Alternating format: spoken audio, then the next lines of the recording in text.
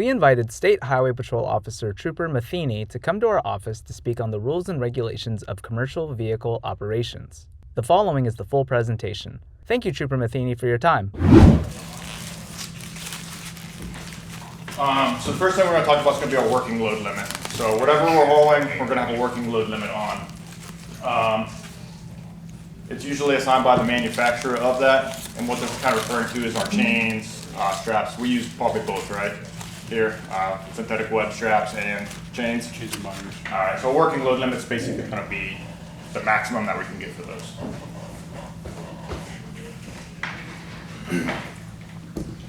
So obviously we're going to use the weakest link. If we have a chain that's rated for 20,000 pounds and a 10,000 pound binder on there, that whole combination is only going to get 10,000 pounds.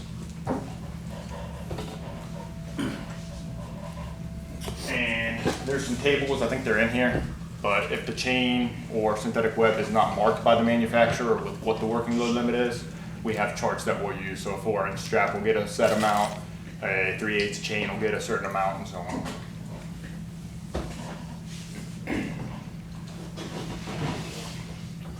So as you can see on there, our synthetic strap, 5,400 pounds. L7, there's going to be a chart that'll show us what an L7 will get, and then on our working load limit on that, we've got 9,200 pounds for our binder there. And there's kind of our chains. What do you guys typically, do you guys run the same chains? We just got a bunch of different random chains, or? Pretty much 3/8 and a half. 3/8, 3.5, okay. That's You know what grade they are by chance? No. What brand? What grade? Or what grade? I would say, no, I don't actually. Okay. 70. We'll look. Okay, probably 70. That's pretty much what I typically see out there. The 100s, those are probably crazy expensive. Yeah. But they get a lot more weight.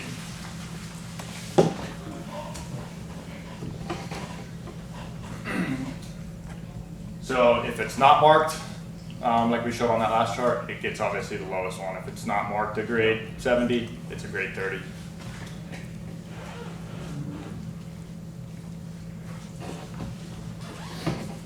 And this is a good picture here to kind of show you before I get into it, but we'll talk about it. Has anybody seen these like wallered out? That's the best word I can describe it for. Sure. The chain will like stretch, and you'll get some weak spots, and it'll wear out in the spots where the chain meets other parts of the chain. Remind me to show you guys, there's a little tool that I have, and it's got, basically it's a go, no-go gauge. One side will tell me how big the chain is, and then the other side's a no-go gauge. So if I put it on there and it's a 1/2 inch, I'll flip it over to the no-go side, and if I can fit that part on there, then it's an out-of-service chain or link. And then while we're on that too, the other question, big question I get on the chains and stuff is like the excess and the part that's passed. As far as like the inspection process goes, we care about what the actual securement part's doing. If you've got a knot in the chain and your excess, it doesn't matter. As long as there's no knot from point A to point B through that equipment. So that's when you're hooking on wherever you want, flip it over. It doesn't matter how we store the. Correct, as long as it's not like a hazard, not falling off or anything like that, yeah. So our aggregate working load limit is basically going to be the total of all of our chains, binders, whatever, to secure a specific article of cargo. So this, when we get into this stuff, it gets a little bit confusing, okay? But this one here is going to go across the board. So every piece of equipment and especially for you guys, like heavy equipment, cars, stuff like that, is all going to have its own specific FMCSA regulations as far as how it has to be tied down. So like, a piece of machinery over 10,000 pounds is going to have four chains on it. This 50% rule, what we call it, that's going to apply across the board for everything, whether it be Walmart hauling, boxes, and you guys hauling a 30-ton excavator. That 50% rule is going to be in effect.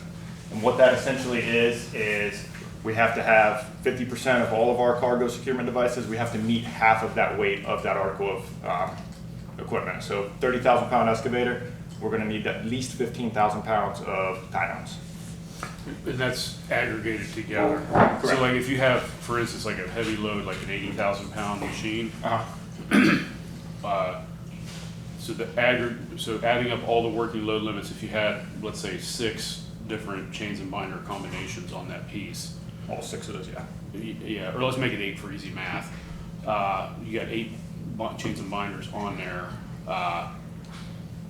The sum of the working load limit of all of those 8 pieces would have to be 40,000 pounds? Is that Correct. right? Okay, Correct. Gotcha. And that's per individual piece of cargo. So if I have a excavator on there and then I have a bucket separate, that bucket's gonna have its own 50% rule. Gotcha. I'm not gonna add the strap to the bucket to my excavator because that's a separate piece. But if the bucket's attached to it, and we'll talk about it too, one of the requirements is any auxiliary equipment, we call it, so like a boom, has to have a strap over top of it, or a chain or something like that. That will count towards your 50% rule. Does it have to be, so say there's mounting points on the side, do you have to go over it? Because a lot of ours have the hydraulic lines over the top. It's recommended to use like the manufacturer's tie-down points, but it's recommended, not required.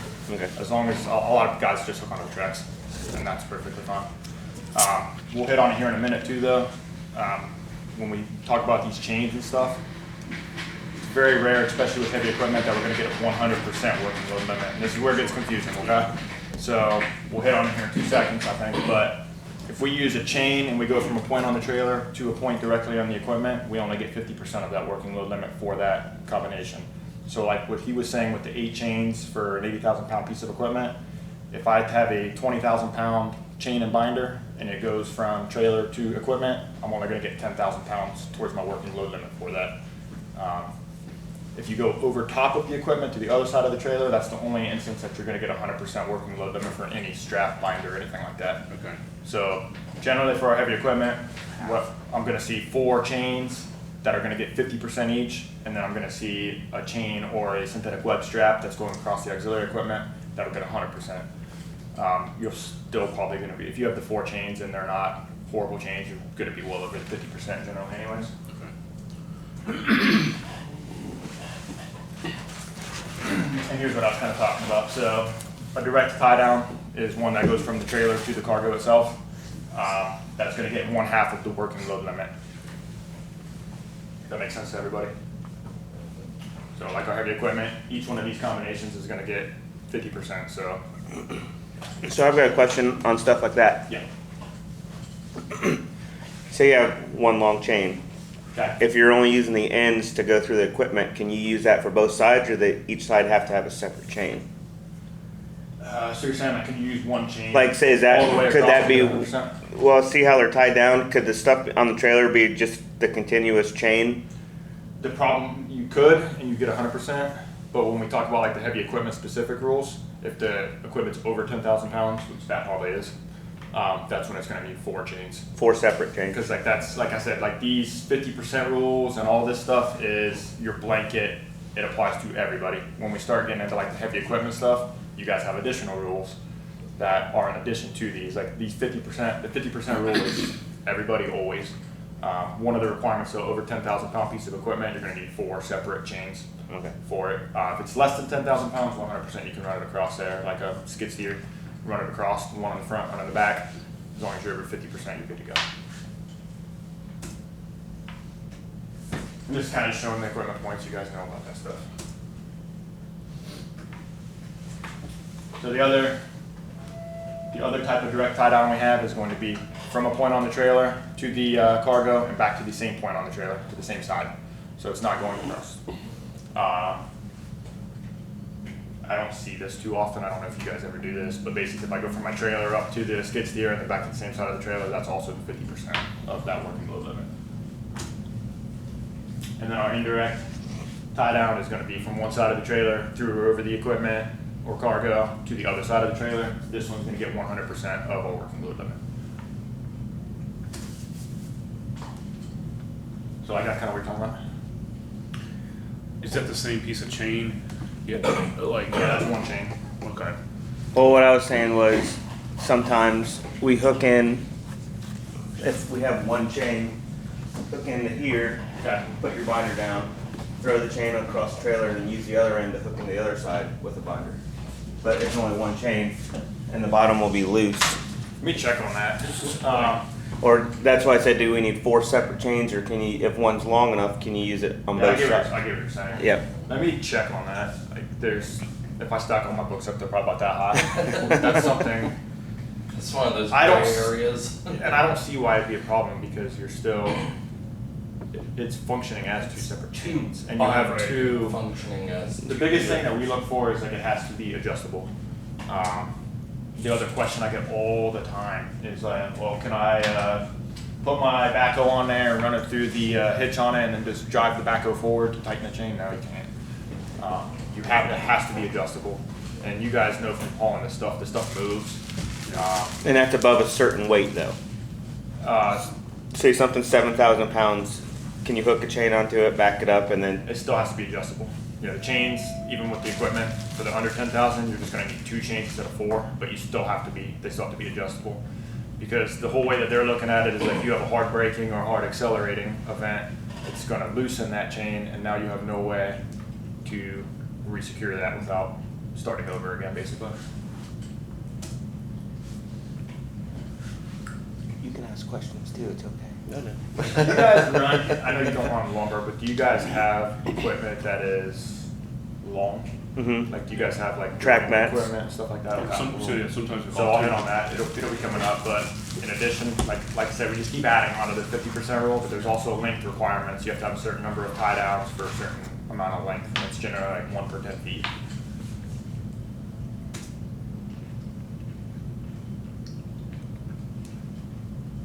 I don't remember who got this one, but like this one, it was adjustable, but he didn't have enough chains because that was over 10,000 pounds, I believe, but. This is kind of what I hit on earlier. If you're using a strap, chain, anything like that, it can't be damaged, broken, bent, none of that. There's a good example of that bent chain. What happens with a bent link like that there, in an inspection? Is there still a weight rating given to that? It's just discounted, or is it taken as like a 0? It's a 0. Okay. Yeah, if there's like, if it fails to go no-go gauge basically, or it's got like a bend, knot, anything like that in the securing part of it, it's no good. Yep. You can, sometimes you can fix it really easily. I mean, you can just, some of the out-of-service violations, and I'll talk about that a little bit too. There's a whole book there's like I said, all those books are violations, and then I have a smaller book that's an out-of-service criteria. If it's in that out-of-service criteria, which I'll show you guys here soon, it's an out-of-service violation, which means you're parked until that violation is corrected. So for example, like that chain, if now I'm under my 50%, that's what you would actually be placed out of service for. You're not necessarily placed out of service for that chain being bent, but you're placed out of service because you're no longer meeting the tie-down requirements of 4 chains or 2 chains or length, whatever that may be. So in order to get back in service, if you've got another chain and you throw it on there during the inspection, that out of service is going to be marked corrected on my end. So you're not physically getting red tagged and parked and stuff like that. I can mark that like, yep, he fixed it when I was out there. Yeah. What if that's not in part of the tie down part? What if that's the loose end of it? Is it okay at that point? You're saying like the excess chain? Yeah. Okay. I might tell you about it, but hey, don't use that part when you're doing it. But like as far as the excess, it's moot point, doesn't matter. You guys use synthetic webs, you said, like on equipment? Well, Edge protection is a great thing. Edge protection does not have to be those expensive plastic ones and stuff like that. It can be a piece of cardboard, just something there. But that's obviously why you want edge protection, because that happens. And that strap's obviously past the no-go part, basically. I think there's a slide for it, but with these synthetic web straps, there's another chart that will tell me how much it has to be damaged before it's out of service. And how we do that is we add up, so like a 4-inch strap, I believe is like 3/4 of an inch. We add those all together, but we have to add on opposite sides. So if you've got a cut here and another cut down here, and they're both 1/4 inch, you're only at a 1/4 inch for damage. But if I've got a 1/4 inch here, 1/2 inch there, I'm gonna add those together. Same thing with the hole. So you can have like a bunch of 1/4 inch cuts on one side, and you still only add a 1/4 inch. I don't add all those quarters together to be like, oh, okay, this 4-inch strap's got 36 inches in here. That's obviously past the point. I always say, don't put your cigarettes out on them.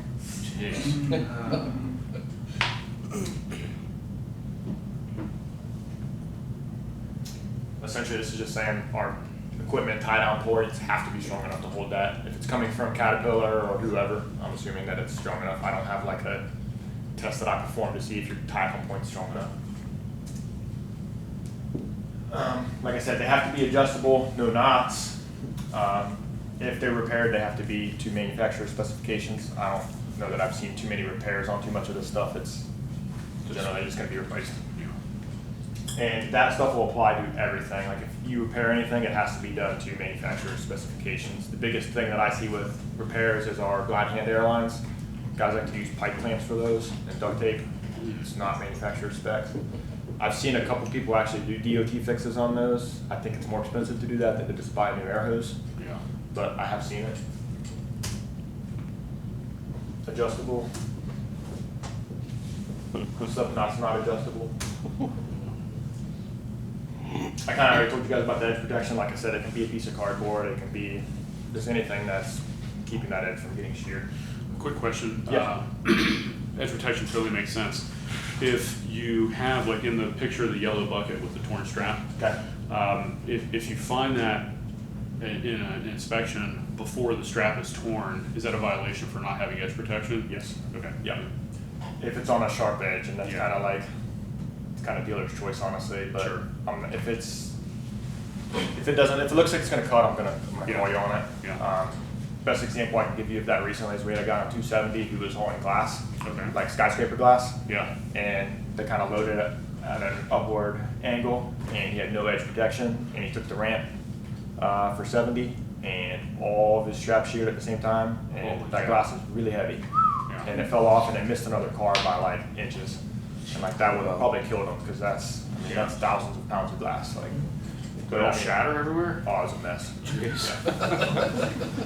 And I can give you guys examples all day long, and generally they're Franklin County, like that. I mean, it's don't drive in Franklin County if you don't have to. I'm down there for like a fatality crash. It feels like probably once or twice a week with commercial vehicles. Yeah. We have dump trucks. Or just one ton, not very many. Sweet one is You run like millings and stuff like that, or like Not really. grounded trees. Usually we're Mulch. hiring out Okay. truck work. Mulch. All right. Mulch and wood chips. This is one of my biggest pet peeves is load securement with aggregates, commodities, stuff like that. Yeah. We've driven into Albany in the last 2 years. It's annoying, right? A lot of dump trucks. And what are they all doing? They're all losing gravel everywhere. Yeah. The road's covered in mud, gravel. Everybody's getting busted windshields. Yeah. Because those guys are doing either this, they're loading too high up over the top and it's all blowing out the back, or they have something going on with their tailgate like that. And it's almost a daily occurrence that I'll just be sitting out there on 161 and a dump truck will go by. Looks like he's intentionally covering the road with gravel. Yeah. Because he's just losing so much gravel out of the back. I'll tell you guys, to be honest, I don't write a ton of tickets, but I write them when they need road. You know, like that, I don't know, it's just one of my pet peeves, because I've had cracked windshields in my personal car, and it's like $600 to fix it, because Yeah. the dude didn't look to see, oh, I'm losing gravel everywhere. Yeah. But like generally, we want to see tarps, keeping stuff from blowing out. We want to see not gravel falling out of the back. Yeah. The dump truck guys are notorious for getting loaded and then just leaving the quarry, and their tailgates covered with stuff. Their side rails have rocks on them, and they're too lazy to get out and just knock that stuff off. Yeah. Like every dump truck I see has a shovel on it to get out, go knock that crap back in there. Yeah. So that way we're not doing that. Good. If you have a truck that's just negligent like that, just losing gravel, and they do crack the windshield, like those stickers that say like we're not responsible for cracked windshields, is that still applicable? No. That's another thing that annoys me. That sign means absolutely nothing. If something falls off of your guys' vehicle, you are responsible for that windshield because it fell off of your vehicle. Yeah. Why they do that is it probably prevents a lot of people from calling and saying like, oh, such and such shattered my windshield when the stuff fell off. They'll see that sign and be like, oh, I can't do it now. But if you see it physically fall off that dump truck and hits your car and breaks your windshield, they are 1,000,000% responsible. No, Good. if it bounces. If the Perfect. rock bounce, Off of their truck though? But was, well, it comes off their truck. might be thrown off bounces. the tire. Like, rock gets stuck in tire tread, thrown out of the tire tread. It could happen. That could. Yeah. If it falls off the truck and it makes contact with another vehicle, they're responsible. It's not like if it hits the ground, it's safe. You're like, okay, hit the ground first, we're good. You hear like active, like have to go out if it bounces, if it hits the ground first. Yeah, if it hits the ground, bounces up on my windshield and breaks it, Yeah, it this isn't still came off of football, your Joe. truck. This isn't football. Like, What he's talking about with the tires, another one of my kind of pet peeves is mud flaps. So that's why you guys have mud flaps, to keep that stuff from going up on there. And you know, 20% of the dump trucks in New Albany either have car mud flaps on them or no mud flaps on them. And if you ever get behind them when it's rain, snow, anything like that, everything flies right up onto your windshield. So every rock that they're hitting is coming off of theirs. And if you don't have a mud flap, then that's kind of on you too, even if it came off the road.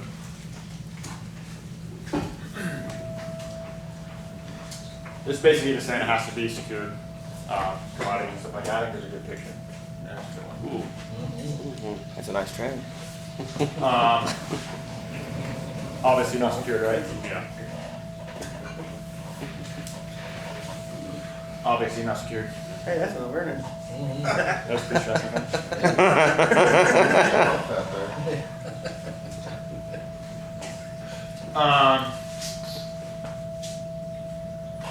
We've already hit on this a million times, 50%, and that's using our direct and or indirect tie downs.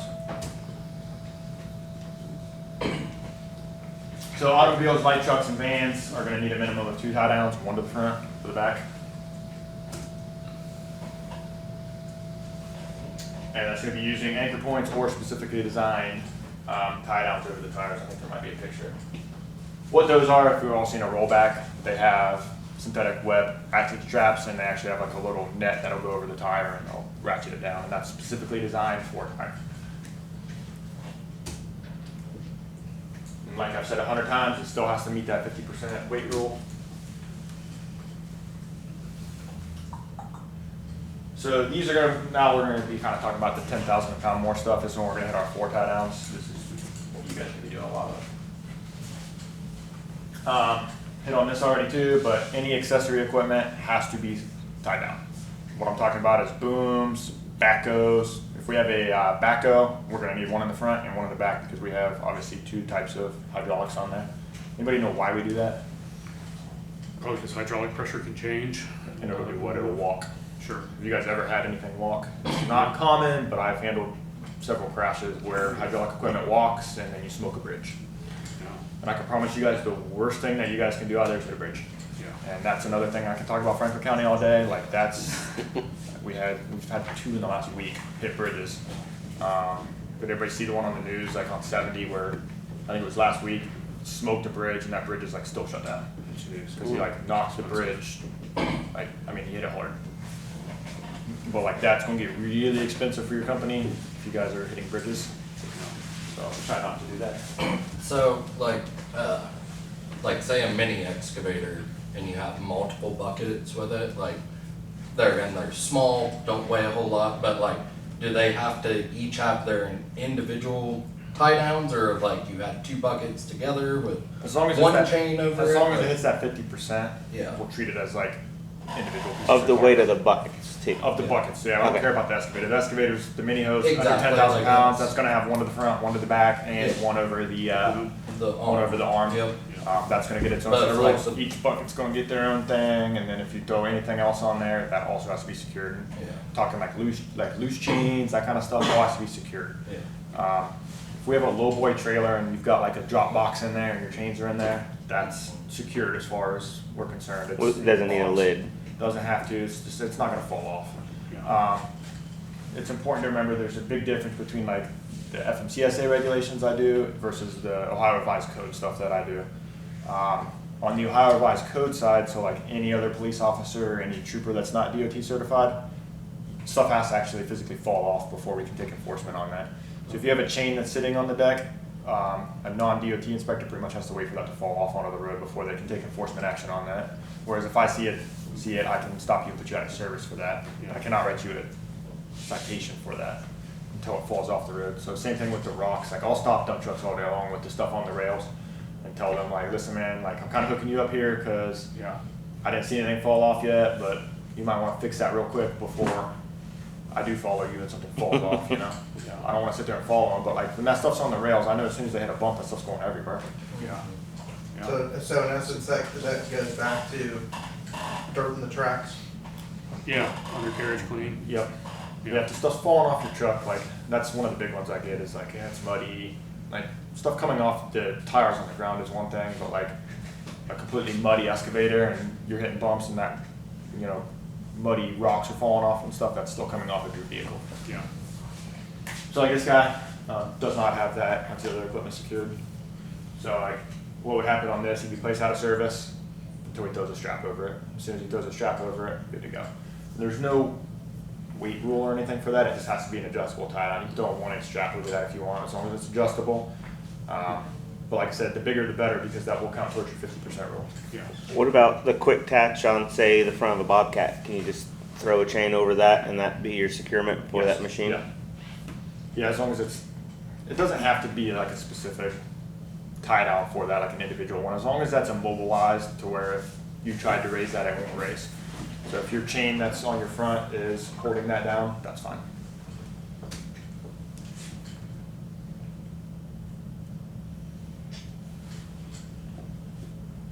That's gotta be overweight. Right, he's got a dozer and like a 12-ton L in there. Yeah, I don't know who did this one, I don't think it was me, but that's far weight. On a step deck. So, like I said, 100 times 4 tie downs for 10,000 pounds. As close as you can to the front and the back. If your mounting point's a little bit further back, use the mounting point if available. I'd always prefer to use the actual mounting point that Caterpillar or Deere or whatever is put on there.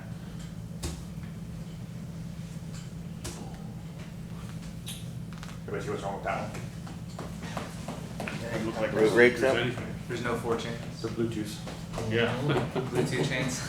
Yeah, so he's got Bluetooth straps. He's got chains there, but he has They're not on. 0 pounds of securement devices on that. He must have been a farmer. Yep. He's exempt. Yeah. One chain, well over 10,000 pounds.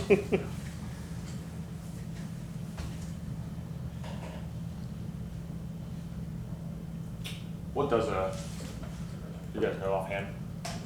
Guess my weight on that? Weight on that? I'd say 24,000. Okay. 2-wheel drive backhoe. Joe? Definitely over 10 now. Yeah, Yeah. definitely. It's probably about 12 ton. There's our Bluetooth strap. So not only does he have a load securement violation, but he has a cargo securement violation because he's got stuff sitting on a flat deck. Same thing with our dunnage. When would dunnage be considered secure if it's not strapped, but it's in like a box? If it's in a box, it's good. If it's not going to fall off, Okay. basically. If it's If it's got side rails that are just 8 common, inches yeah, high or basically just something. common sense. Like, Loose on the deck is what you're looking for. yeah, I'm looking for like if you take a sharp turn, it's going to slide off. If Yeah. it has, if I can push it off without lifting it up, Mhm. that's not good. Yeah. That's a good way to think about it, I guess. If you can push it off, you're good. But if it's like in a box, I can't just push it. I'd have to lift it up, pull it out. That's strap. That's a rough strap. And I mean, this is like, it's funny, but like this is also the crap that I see on a daily basis. And That's like, pretty dangerous. Concrete, and guys. the thing I like to tell people is like, it sucks to get put out of service, but it's not the end of the world. But if you get in a bad crash and you have crap like this wrong, it becomes a really big deal. Yeah. I've seen guys go to prison for like 15 years for having crap wrong with their trucks and killing people. Yeah. Same thing when we talk about weight stuff, like if you're overweight, not permitted, and it sucks to say, but even if you're not at fault, you're gonna get sued. Mhm. You're gonna get sued civilly and you're probably gonna lose. Because they're gonna say like, yeah, I pulled out in front of you, but if you weren't overweight, you would've had time to stop. Yeah. And there's a good chance that they're gonna get some money out of you guys. Yeah.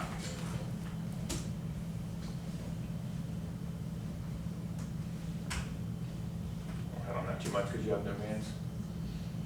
But like this is kind of what I'm talking about, like equipment like this, we run stuff like that, 50% rule, but we're also gonna run a dollar length requirement as well, which we'll hit on.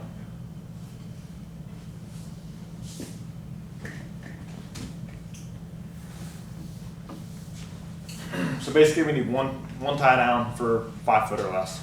And then we're gonna need 2 tie downs for 10 foot, and then we're gonna add 1 tie down for every 10 foot after that. If it's less than 1,100 pounds.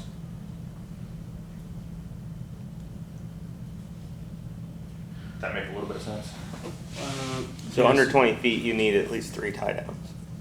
Even if it was 19 feet, you need about 3. One at each end would be sufficient, right, to meet your 210? Yeah, 19 feet you need 2, because once you hit, as soon as you hit that 20 foot, that's that additional 10 foot. So if it's 20 foot 1 inch, that's when you'll need 3. So you need 2, and then every 10 foot after is an additional 1. In addition to what? What's the other thing we need for this? The corner cover thing. For that, 50% too. You're never gonna get in trouble, I promise. You'll never get in trouble for throwing 1 extra strap on there. Sure. I know they're a pain in the butt, but When in doubt. when in doubt, just throw another one on it.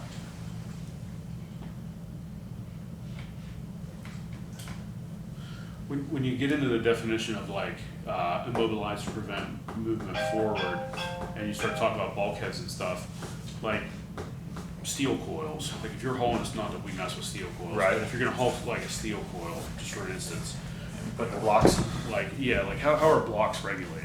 Like so blocks will not be considered a front edge protection. It's The only not thing that's secure. gonna be considered like the front edge protection is gonna be like a headache rack, a bulkhead. a bulkhead, or if you have like a step deck trailer, the step there itself would be Yeah. on that.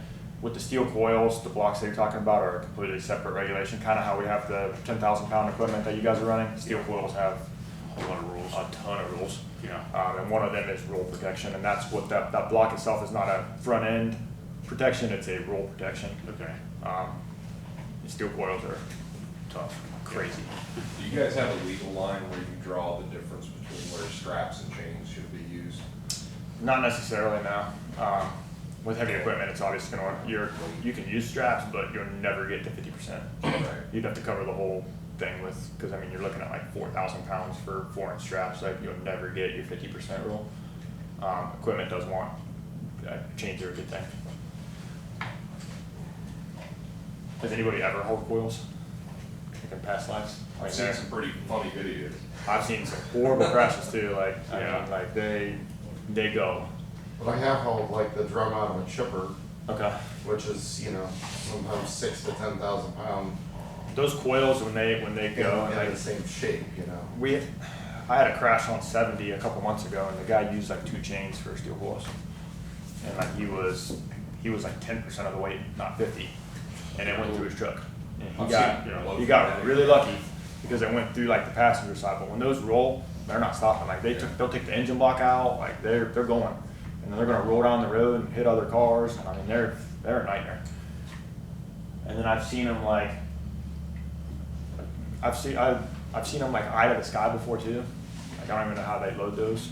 Like something Yeah, like a donuts grappler on type a thing. table. Yeah, I mean like those are a nightmare to secure too, because you have no eye to go through for your chains, Big circle. and essentially you have to do like an X type configuration. And if you have a hard braking event, which this guy did, they're going.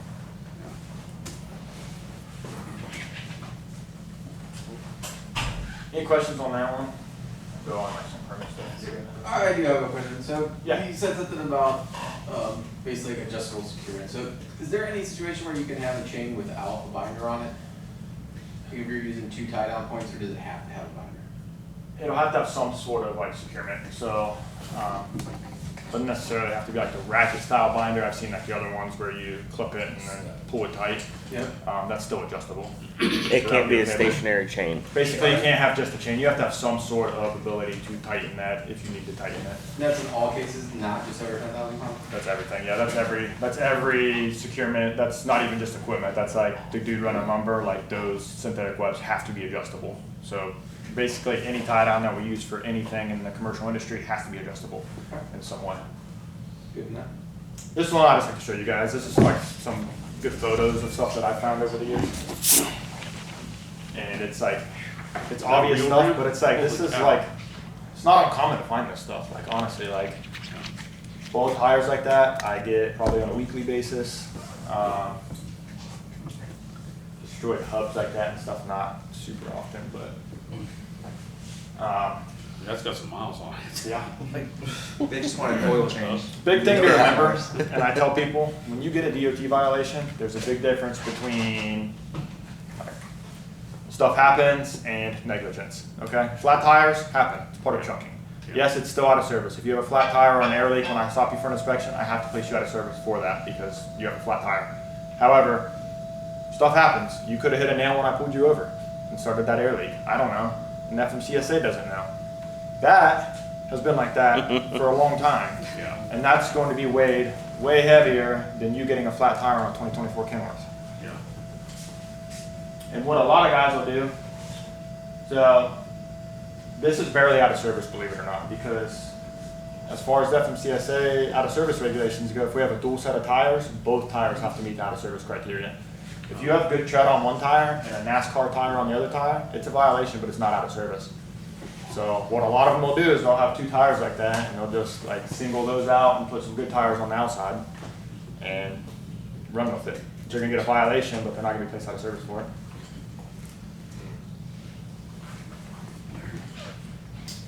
So the picture on the left, obviously, we're completely missing a brake chamber. That's going to be an out of service violation every time. On the right, I don't think anybody here, we don't have any kind of, do you guys have any kind of sliding axles on anything? I think so. Not that we use. Okay. What that is, if we look at like a Walmart trailer or any cargo van trailer, they can adjust their axles for weight distribution. Obviously, it's no longer attached to the trailer. Right here, each of the parts, it's actually supposed to hold that slider in place. So as we can see, it's not where it's supposed to be. Better picture of both of those. Obviously, we had a catastrophic failure of our brake chamber there. Yeah. Who's my mechanics in here? You guys know that those are like the most dangerous thing on the planet, right? Yeah. When we have like a parking brake spring violation, our policy is actually to just discontinue the inspection. Even if we have 100 other violations, if we have like a rust hole in a brake chamber, we're done. We're putting you out of service, and you're gonna need to tow it or get it fixed or whatever, and we're done just because they don't want us anywhere near that because that will kill you really fast. And I've had them like explode on me when I've told drivers like hit the brakes. I've had them explode, go home and change the pants and get back at it. But basically, when we're doing a brake check, we're required to go back outside before we have the driver hit the brake for that exact reason. If we're caught not doing that, we'll be off the commercial unit tomorrow, just because stuff like that. Wow. Steerable dry van? Yeah, so steerable drive. You guys have chambers, disc, what do we have? I haven't looked at Both. Both, okay. We just started getting, the newest trucks we have are disc brakes. So my mechanics, what's wrong with the one on the right? Well, looks like your clevis is in the wrong position. Okay. My slacker disc is also broke? Yeah. Yeah. Yeah. It's not connected to the socket. So it's not connected. Yeah. Big problem. I also like this picture because see the gap in our brake shoes there from our jump to our brake pads? That's a big indicator for me as far as inspections go that I might want to up it to a level 1 inspection. If I look under there and see a big gap there, I've got a pretty good idea that that brake's going to be out of adjustment. And does everybody know what I mean by brake adjustments? Yeah, you can only have so much, right? So if I see a giant gap in there, that push rod's got to go that much further to make contact. If I see a gap, I'm probably going to have an out of adjustment brake there. When you're checking, so say the components are there all correctly, Okay. in spot, but it is out of adjustment, are you checking that by your push rod length, or are you checking the square on that? Like, how are you guys looking at that? Essentially how I measure the brake slack adjustment is I'll go under, I'll have the driver, I'll wheel chalk you, I'll have the driver release all the brakes, I'll go do my inspection, and I'll use a chalk pen and I'll mark where my push rod meets my chamber, or something else. A lot of dry vans will have like a metal bracket that's kind of angled there where the push rod comes to. I'll usually mark it there just because it's easier to get to. But essentially I'll mark the brake at a known location, then I'll come back out, I'll have the driver apply the brakes, and then I'll go measure the distance between my chalk line and where I started. So you're measuring push rod strokes? Correct. Yeah, it's a stroke, and that's how I'm checking the brake adjustment. And then as far as like if I have an out of adjustment brake, there's full defects, there's half defects. Very rare to have a half defect because it's like 1/8 of an inch is a half defect and 1/4 inch is a full defect. Usually it's like 2 inches. Like I'll get brakes at like 3.5 inches. Like, I mean, they're maxed out.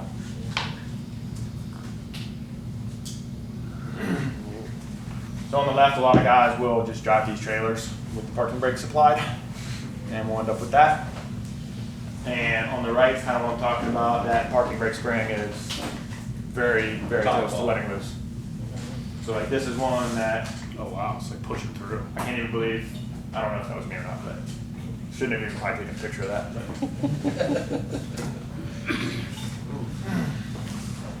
The penny test is good as far as like our cracks and voids and stuff in our brake pads go. I'll show you guys out here on the trucks. My personal #1 out of service I get is with airlines. I get violations on them all day, every day, stuff like this. And I get a lot of pushback on it because they're like, well, it's not leaking there, why is it out of service? Do you guys use any of the plastic lines, or are we straight up rubber? Both. Okay.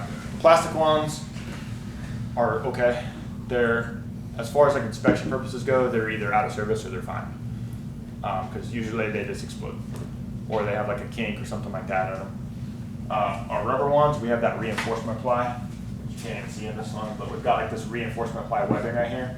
If that's exposed and damaged, that's what becomes an out of service brake line. Any out of service on any line, anywhere on our combination is out of service.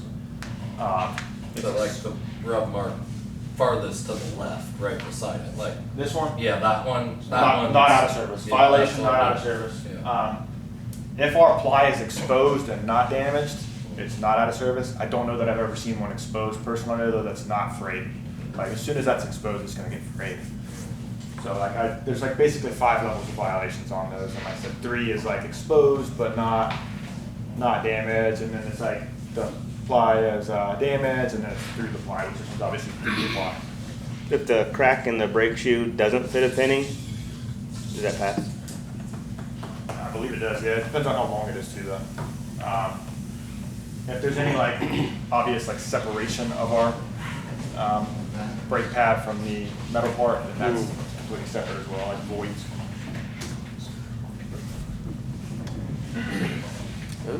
So on the left, that's one that I got. That was obviously a giant cut in the airline. That one I believe was leaking. On the right, this is the stop I got.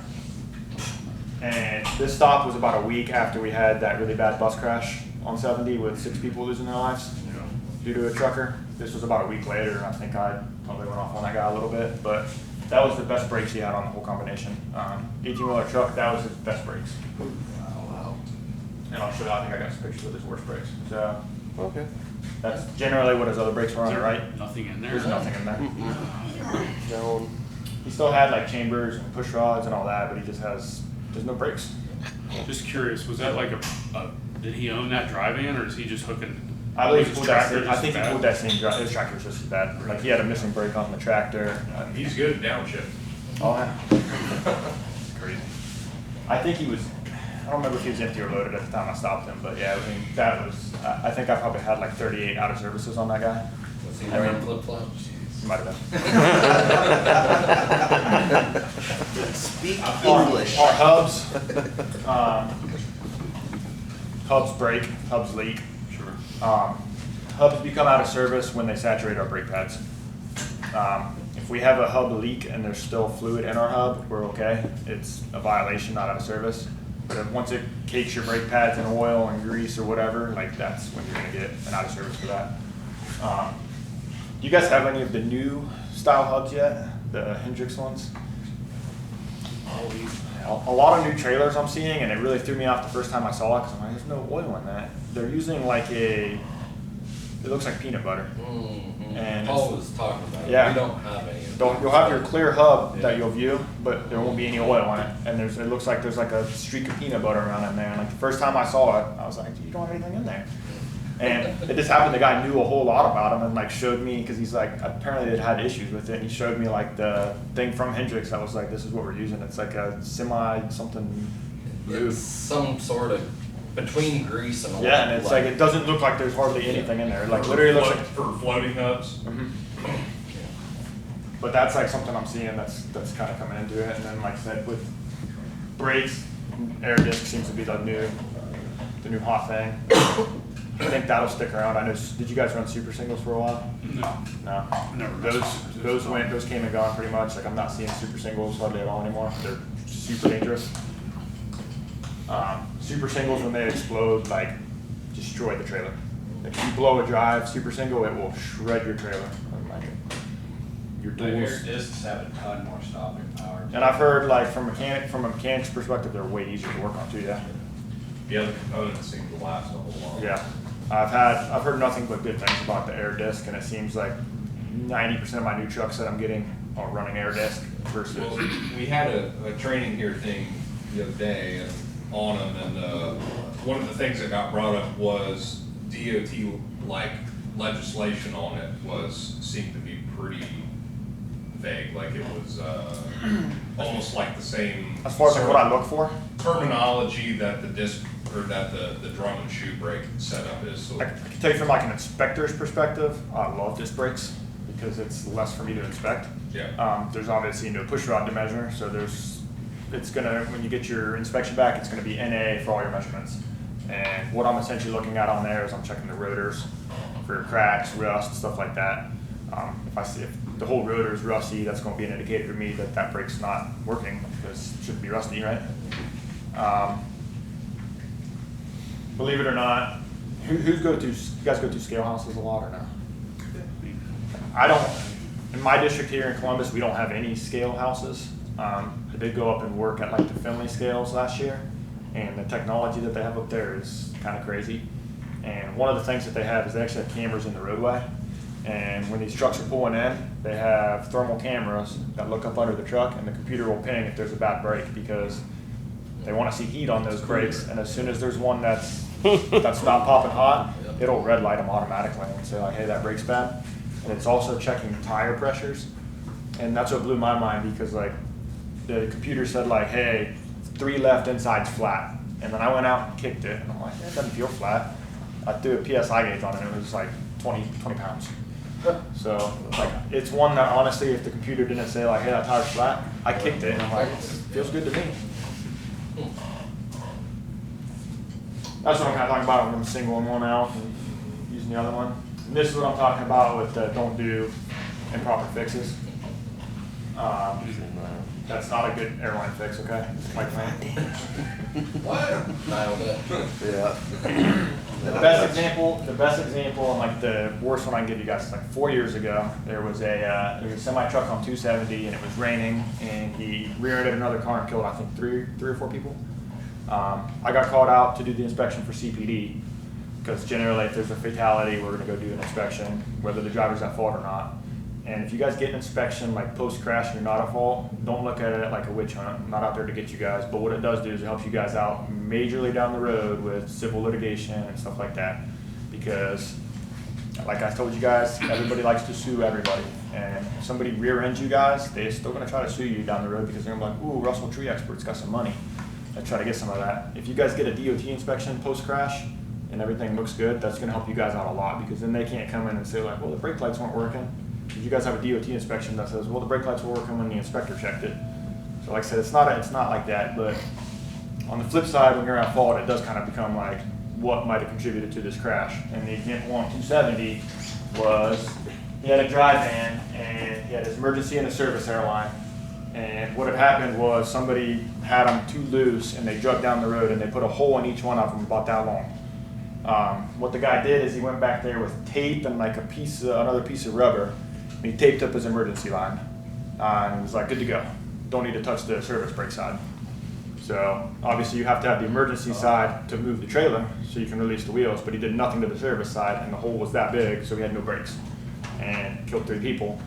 And he was looking at like manslaughter, like misdemeanor charge probably, and then after I did my inspection, they upped him to aggravated homicide because there's intent there. Like we can prove that you knew something was wrong, you fixed part of the problem in order to get your trailer to roll, but you did nothing for the service brake side, so you had 4 and-op brakes at the time of the crash, which you rear-ended people. That's probably a contributing factor.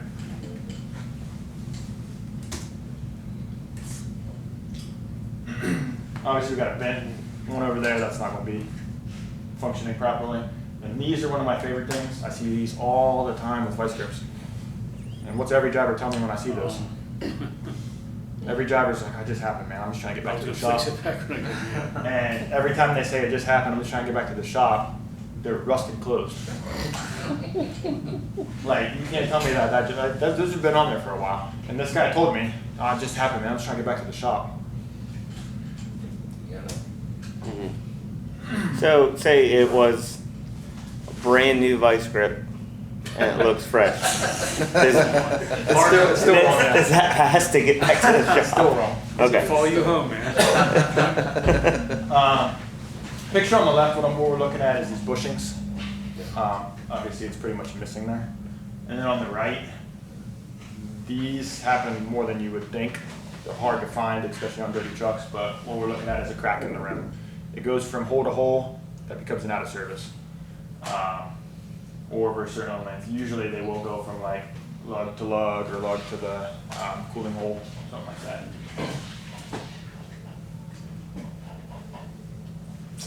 On the left, on the right, sorry, we got a spring obviously coming through, or our push rod's coming through. That's not good. Then on the left, we actually have part of our axle broken there, as well as that big gap in the brakes like I was telling you guys about. Like those brakes were out of adjustment. Pretty new shoes though.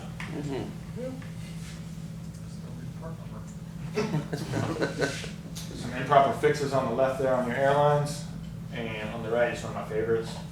This was a driver up in Delaware who took the wrong road and saw the sign for low bridge ahead, and drove to the bridge and stopped and said, "No, I got this," and pulled forward and hit the bridge, and instead of saying like, "Oh, I hit the bridge, I shouldn't do that," hit the gas and was like, "I'm just gonna power through." Peeled the whole trailer back, and it just rolled it back like a 521. Yeah, That's crazy. it was. Duct tape on the left on our airline. That airline's obviously seen better days regardless. If I was a truck driver, just to mess with DOT inspectors, I'd go through and put like a whole roll of duct tape on my airlines. Because if I see duct tape, I'm gonna peel it all off to see what's duct taped. But I always thought it'd be kind of funny if somebody put like a ton of tape on there and I peeled it back in a brand new airline. Yeah. So picture on the left, the plastic airlines we're talking about. This actually changed this year, and I personally don't agree with it, but that's no longer out of service on the left. What happened there? Is that like heat damage? Once they get crimped too, once those plastic airlines get bent, they're done. So what it was until this year was if it restricts airflow, it's an out of service violation. Now they're saying that because we don't have the ability to check airflow, it's not out of service. It's still going to be a violation, but it's not out of service. To me, you can't tell me how that does not restrict airflow because it's completely crimped. Like, I don't see how that's even getting enough pressure back there to unlock the brakes, but that's what they've said, so it is still a violation. I still wouldn't drive with that because, once again, in a crash, that's going to be lawyer ammo right there, big time. More vice grips on the right. This time for like an airbag, or sorry, it's for the brake. We also have like a deflated airbag there. I don't remember if there's a tag axle that was down or not, but any questions on that stuff? Picture's worth 1,000 words. That's good stuff. I won't bore you guys too much longer. Let me hit on a couple of these though. I'm gonna blast through this because this one's a lot of slides. We do run permits here though. Oh yeah. Okay. So I do want to hit on this stuff a little bit, and this is more something that I can do like hands-on with you guys. So basically 20,000 on an axle, 34 on a tandem set. And like I said, when we're out there, I'll show you guys physically how I measure them and determine weights. Ohio has pretty tough weight rules. I'm sure you guys know that. I'm not going to get into all the formulas and stuff, but it's important to remember what we call inner bridge formula. So basically, every one of your axles is going to have an inner bridge on it. 20,000 per axle, like I said, 34 per set. That'll change depending on the spacing. We've all seen steel haulers. They generally have 3 or 4 axles on the trailer, and what they do is they're 10 feet apart. Once you hit 10 feet apart, the tandem is no longer in effect. So the closer they get, the less weight you get. Once they hit 10 feet, each one of those axles will be 20,000 pounds. And this doesn't apply to permitted stuff. This is just basic. Go.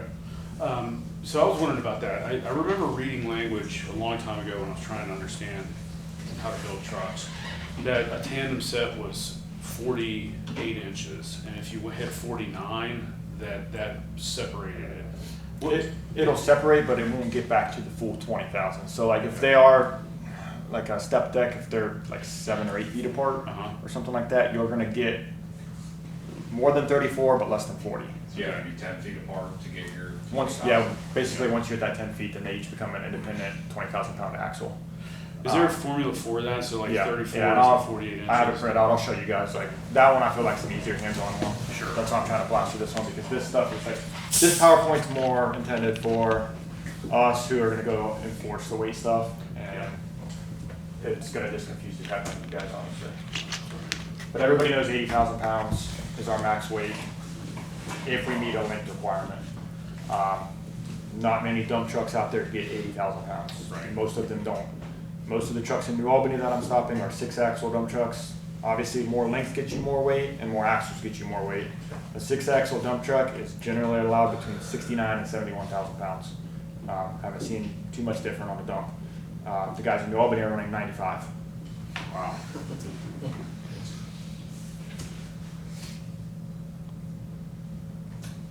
But like I said, each one of our axles has a thing. So like if I'm weighing you, I'm gonna have a grouping of 4 and 5, but I'm also gonna have an inner bridge. So I might be able to do 2 to 5, 3 to 4, stuff like that. That's all gonna have different weights, and it's all gonna be calculated the same way. How we get to 34,000 pounds is we have a chart, and it says 4 feet apart gets 34,000 pounds. And then if I, measure if I measure, 1 to 5 and it's 51 feet, I'm gonna do that same chart and it's gonna say 80,000 pounds for 51 feet. So that's my inner bridge from 1 to 5 is that. But then, so like 2 to 5, say that's 40 feet, that's gonna have its less weight than 80,000 pounds because it's not 51 feet, it might be, 40 feet or whatever. Hoping the chart's in here. There's 2 charts that we use in the state of Ohio. We have an interstate bridge formula and an off-interstate bridge formula. If you're on the interstate, you get the interstate formula, period. No questions asked. If you're off interstate, we give you whichever one benefits you guys as drivers, whichever one gives you more weight essentially. And when we see the state route formula, you'll see when that applies because generally like 6-axle dump trucks, the way that the state route formula is set up, they might only be allowed on the state route chart like 55,000 pounds, whereas the interstate formula will give them the 71 that I was talking about. So I'm going to use pretty much the interstate formula across the board on 6-axle dump trucks. But like I said, if you're on the interstate, you're getting the interstate formula. My experience, generally the interstate formula is much better for you guys, especially with dumps and stuff like that. With a semi, it's going to be 80,000 pounds period, so it doesn't much matter.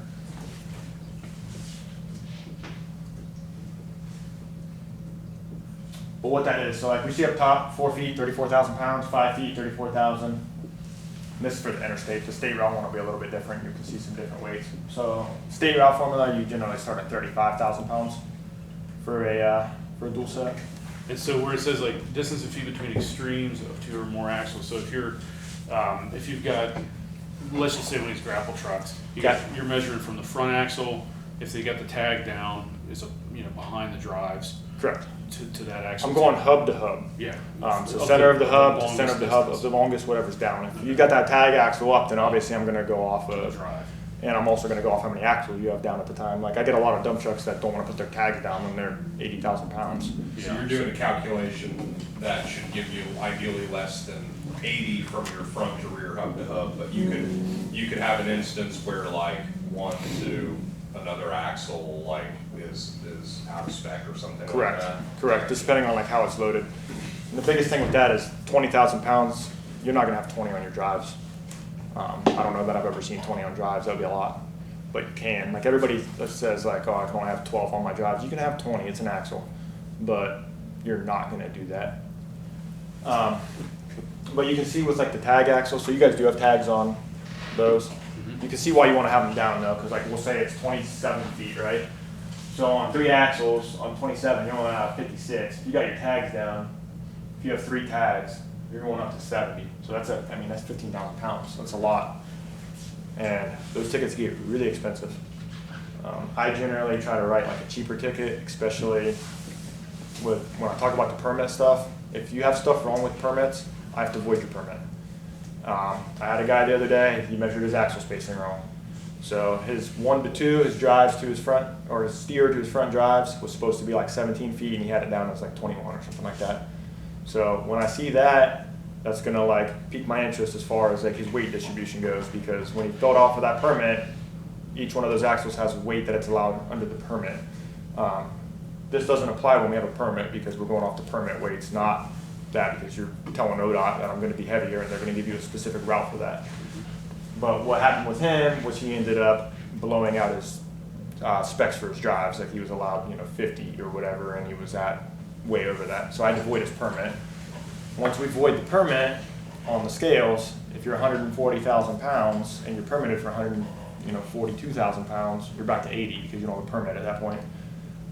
That's an instance I'm going to try not to write. I'm not going to write the 50,000, 60,000 pound ticket. So what I did for that guy was I ended up just writing him like a 2,100 pound ticket for one of his drives being 2,100 pounds or whatever. Like I found one that was cheaper because he was doing stuff right. He made an honest mistake. Now, flip side, the guy that I get that buys the permit when I pull him over, which happens all the time, he's getting taken for the 60,000 pounds because he's doing stuff shady. He's being shady. He didn't make a mistake. So he's getting the $2,000 ticket instead of the $200 ticket.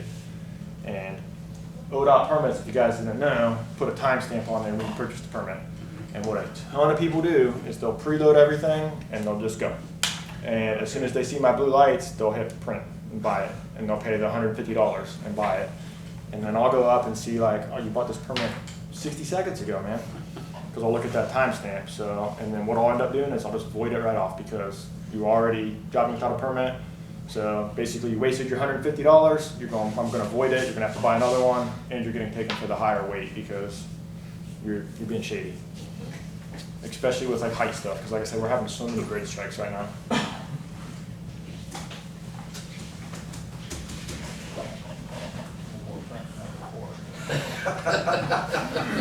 This is our state route formula. What table A is going to apply to everybody, and this is why you're going to see that the interstate formula is going to be a huge benefit. Table B is for 6 axles, however, it is specific to tridoms, which I don't think I've seen one. Basically what it's saying is a 6-axle dump truck with a tridom drive. So you'd have two tags, 3 drives, and a steer. I don't think I've ever seen that. So basically that 6-axle dump truck that's 30 feet is going to get 65,000 pounds because he doesn't have a tridom, versus the interstate formula he's going to get 71. So he's going to go on the interstate formula. Whichever one we pick, we rock with the whole time. I can't do like your drives on state route and your steer on interstate and stuff like that. I can't go back and forth, but I'm going to go with whatever one gives you the higher gross allowed weight.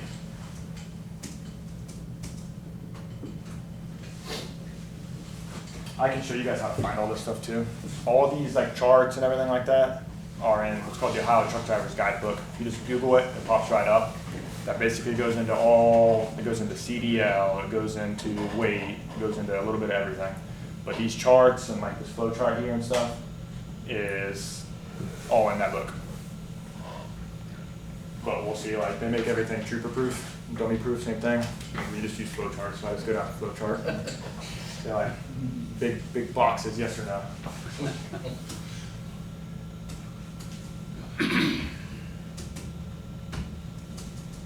That's it. Any questions on that? Like I said, I'll go in with the overweight stuff with you guys and the permit stuff hands-on, just because it's easier for me to explain it to you guys. But the permit stuff right now is the hot topic in Ohio. We essentially get told, not necessarily where to work, but we get told a lot like, hey, this is what we're having a problem with, work this. I've been in New Albany for like 2 years because that's where all of our problems are. Sure. All of our traffic complaints are in New Albany, so I'm pretty much a New Albany cop right now. But it's kind of flipping over right now, and permits are definitely the hot topic right now. If you guys watch the news, it's almost every day freaking oversized is getting stuck in Zanesville or stuck on 270 or hitting a bridge in 270, and so permits are now like the thing. I'm doing permit stuff like 3 days a week now. And exclusively stopping stuff with oversized load banners and checking permits. You guys can be pulled over for that, not because you're permitted. What we're stopping you for is if you have oversized banners on, I can articulate in court, you're over with. I know that trailers are manufactured to 8'6" wide, almost every one of them. So if I see stuff sticking off a foot on the side, I know that you're over 8'6" wide. So I can stop you and check your permit. And with the DOT stuff, I can pretty much stop you anyways. But any other trooper, any other police officer, anything like that, when they see that you're over height, over length, over width, any of that stuff, they can stop you. As well as the weight stuff. If we see like indicators of overweight, anybody can pull you over for that. Is there an overhang you're allowed before you're over width on each side? Okay. Over width? Yeah. If your trailer's 8'6" and it's 1 inch over there, you're gonna need a permit. The rules change a little bit as far as what you guys have to put on there. You don't need oversized banners and stuff like that until you hit 10 foot. But our warning flags on our widest part, as soon as you're 1 inch over, that has to be on there. I always recommend permitting a little higher too. Like I see so many guys permit the exact width of equipment. It doesn't change that much to go 2 or 3 inches on, you know what I mean? If you get it cocked on the trailer wrong, you could be measuring for Correct, that. correct. And if you're measuring like, you know, track to track on a excavator, and like he said, you put it on a little cockeyed, you're gonna be over 11.1 or whatever you're permitted at. I don't personally see like, when you go from 11.1 to 12, there's not a whole lot of differences as far as permitting goes. And most of the stuff I see does just permit 12 foot. Once you go over 12, yes, it does change a lot. So, you know, if it is exactly 12 foot wide, you might not want to be. You just want to make sure that you load that right, because once you go over 12, that's when you're going to hit S-cords and you're going to go some really crazy routes and stuff like that. But there's not a whole lot of difference between like 11.1 and 11.6. Just add that couple inches in there to benefit yourself. Same thing with weight. Like you're never wrong to be over permitted. Yeah, they might send you some crappy route, but you're not going to hit a bridge. You're not going to get stuck in a construction zone. Anybody live out by Zanesville? We drive through there all the It is a time. mess out there. And it's like, I swear last, It's been like 2 years. it's been like once a month a pool's getting stuck. It's always a pool. Every time it's a fiberglass pool. And they're driving through there and they're making it like 3 miles in there and then they're like, oh crap, I'm stuck. Yeah. I was thinking of that one real low bridge on the Muskingum that's like, That one too. Yeah. But yeah, it's like, I swear That's probably a real it's been problem pools there, this yeah. year. It's like, it's fiberglass pools. And it's like, I mean, it's a nightmare when we have to shut down like that lane and then we end up with like 30 other crashes and those people are stuck out there for 10 hours. It's crazy. But like, that's why, like I said, and then the bridge strikes in Columbus are the thing. So like permits, just make sure our permits are tip top because, I got a width question. yeah, good. There's an 11-foot restriction right now on the 275 bridge over the Ohio getting into Kentucky. I'm sure you're maybe aware of that. Not, but Probably too far away. 11-foot lane restriction. What is the grace? Like, how wide is that lane actually? 11 feet. I think they're out. Because it says no loads over 11 feet, so to let an 11 through, how much? would But if be- you're 11, you're gonna have a permit anyways. Right, yes, I did. And is ODOT routing you that way though? So we got, Permit did. yeah, We The had permit did route you state that way? offices, because I was 11.6. What did they say? I'm curious too, because generally like, Ohio knew nothing about it. oh, so you're talking, this is like the Kentucky side of things? yeah, This is an Ohio trooper. Yeah. No, that's something I can like, that's something I can definitely push up though, but that is like, ODOT should not be routing you that way if Yeah. Kentucky's gonna be like, whoa, we can't go that way. There's signage on 75 South saying wide loads use 275 East, so I stopped, because I was permitted west, had Joe call the permit offices. Ohio knew nothing about it, but okay. And so I continued on my permitted route until I got around to US 50, which is the 11-foot restriction signs, where I had to pull off and go, hey, Yeah. there's a problem here. I would say, like, it's something I can look into, because that's Yeah. gonna be on ODOT's end, but like, you did everything right to cover your butt in that situation, like, you stopped, you called who you needed to call, like, and ODOT told you to go that way, so. Yeah. so, The only time you're gonna run into permit problems is when you go a way that ODOT doesn't tell you. When they tell you to take 77 and I catch you on 71, now you got a problem. So say I have that 275 westbound permit, Yeah. and I see the 275 eastbound signs that I have to use. If I just take 275 eastbound with my westbound permit because there's detour signs, what then? I think that's gonna get you in more trouble than sticking on your ODOT route, because on the Ohio side of things, your permit told me, your Right. permit's telling me that you're supposed to be on 275 Even though west. there's signage. Correct. Okay. But that's, yeah, that's something we'll have Ohio to figure knew out on nothing the about side. it when we called them. They're like, And that's like the disconnect with these states and stuff because. What ended up happening there, Brandon? Like, I ended up pulling off at US 50 and then ended up having to go all the way around the other end of 275. So that They changed your permit? 9,500. and they changed your permit Yeah, when we you pulled changed that? it. So, Yeah. so if you go 275 west, you end up in Indiana, and then you get into Kentucky. And you go down onto 275 in Indiana, and there's a bunch of signs. And in Indiana, 275 runs north and south. So you got signs that say 275 east is down to 11 foot wide. Well, we're trying to figure out, is that Kentucky or is that Right. Ohio? That's truly the hardest thing for you guys running permit stuff because the second you cross a state line, everything changes. Yeah. Like, and I have no idea what's required in Kentucky Also, or Indiana or the Pennsylvania. Kentucky permit sent me that way. With an 11-6 permit, sent me to that 11-foot restriction. I would have rocked it. I mean, I know, Send it and I'm through. just saying. they told you to go that way. Yeah. Yeah, there was a bunch of, so. That's 100% not on you at that point. Like, even if Yeah. you do get stuck or something, I thought about you it, have like- proof that they told you to go that way. I thought about it, but then glad. You know, we made a bunch of calls to, like, to the permit office.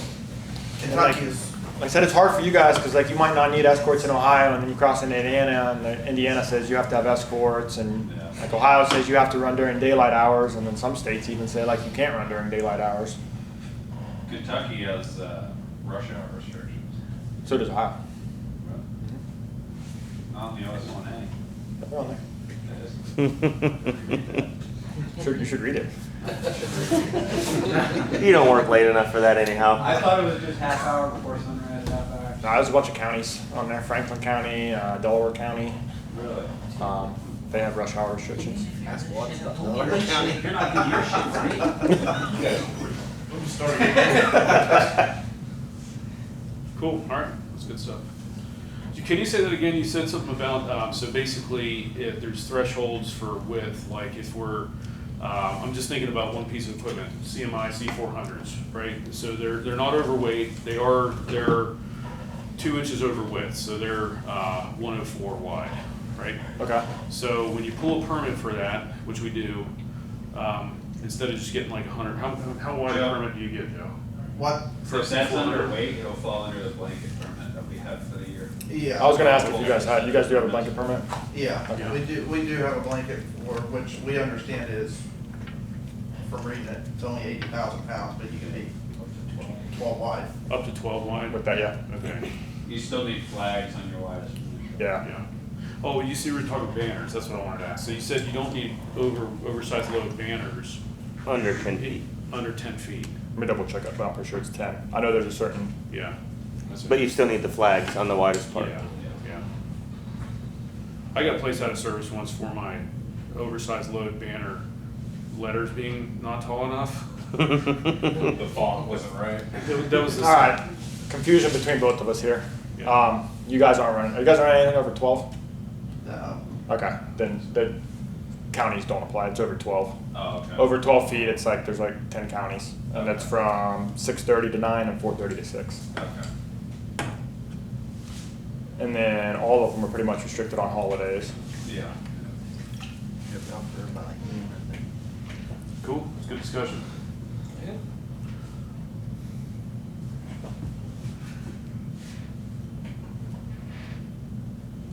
So I've seen oversized Over truckloads 10, over 10 feet for that, yeah.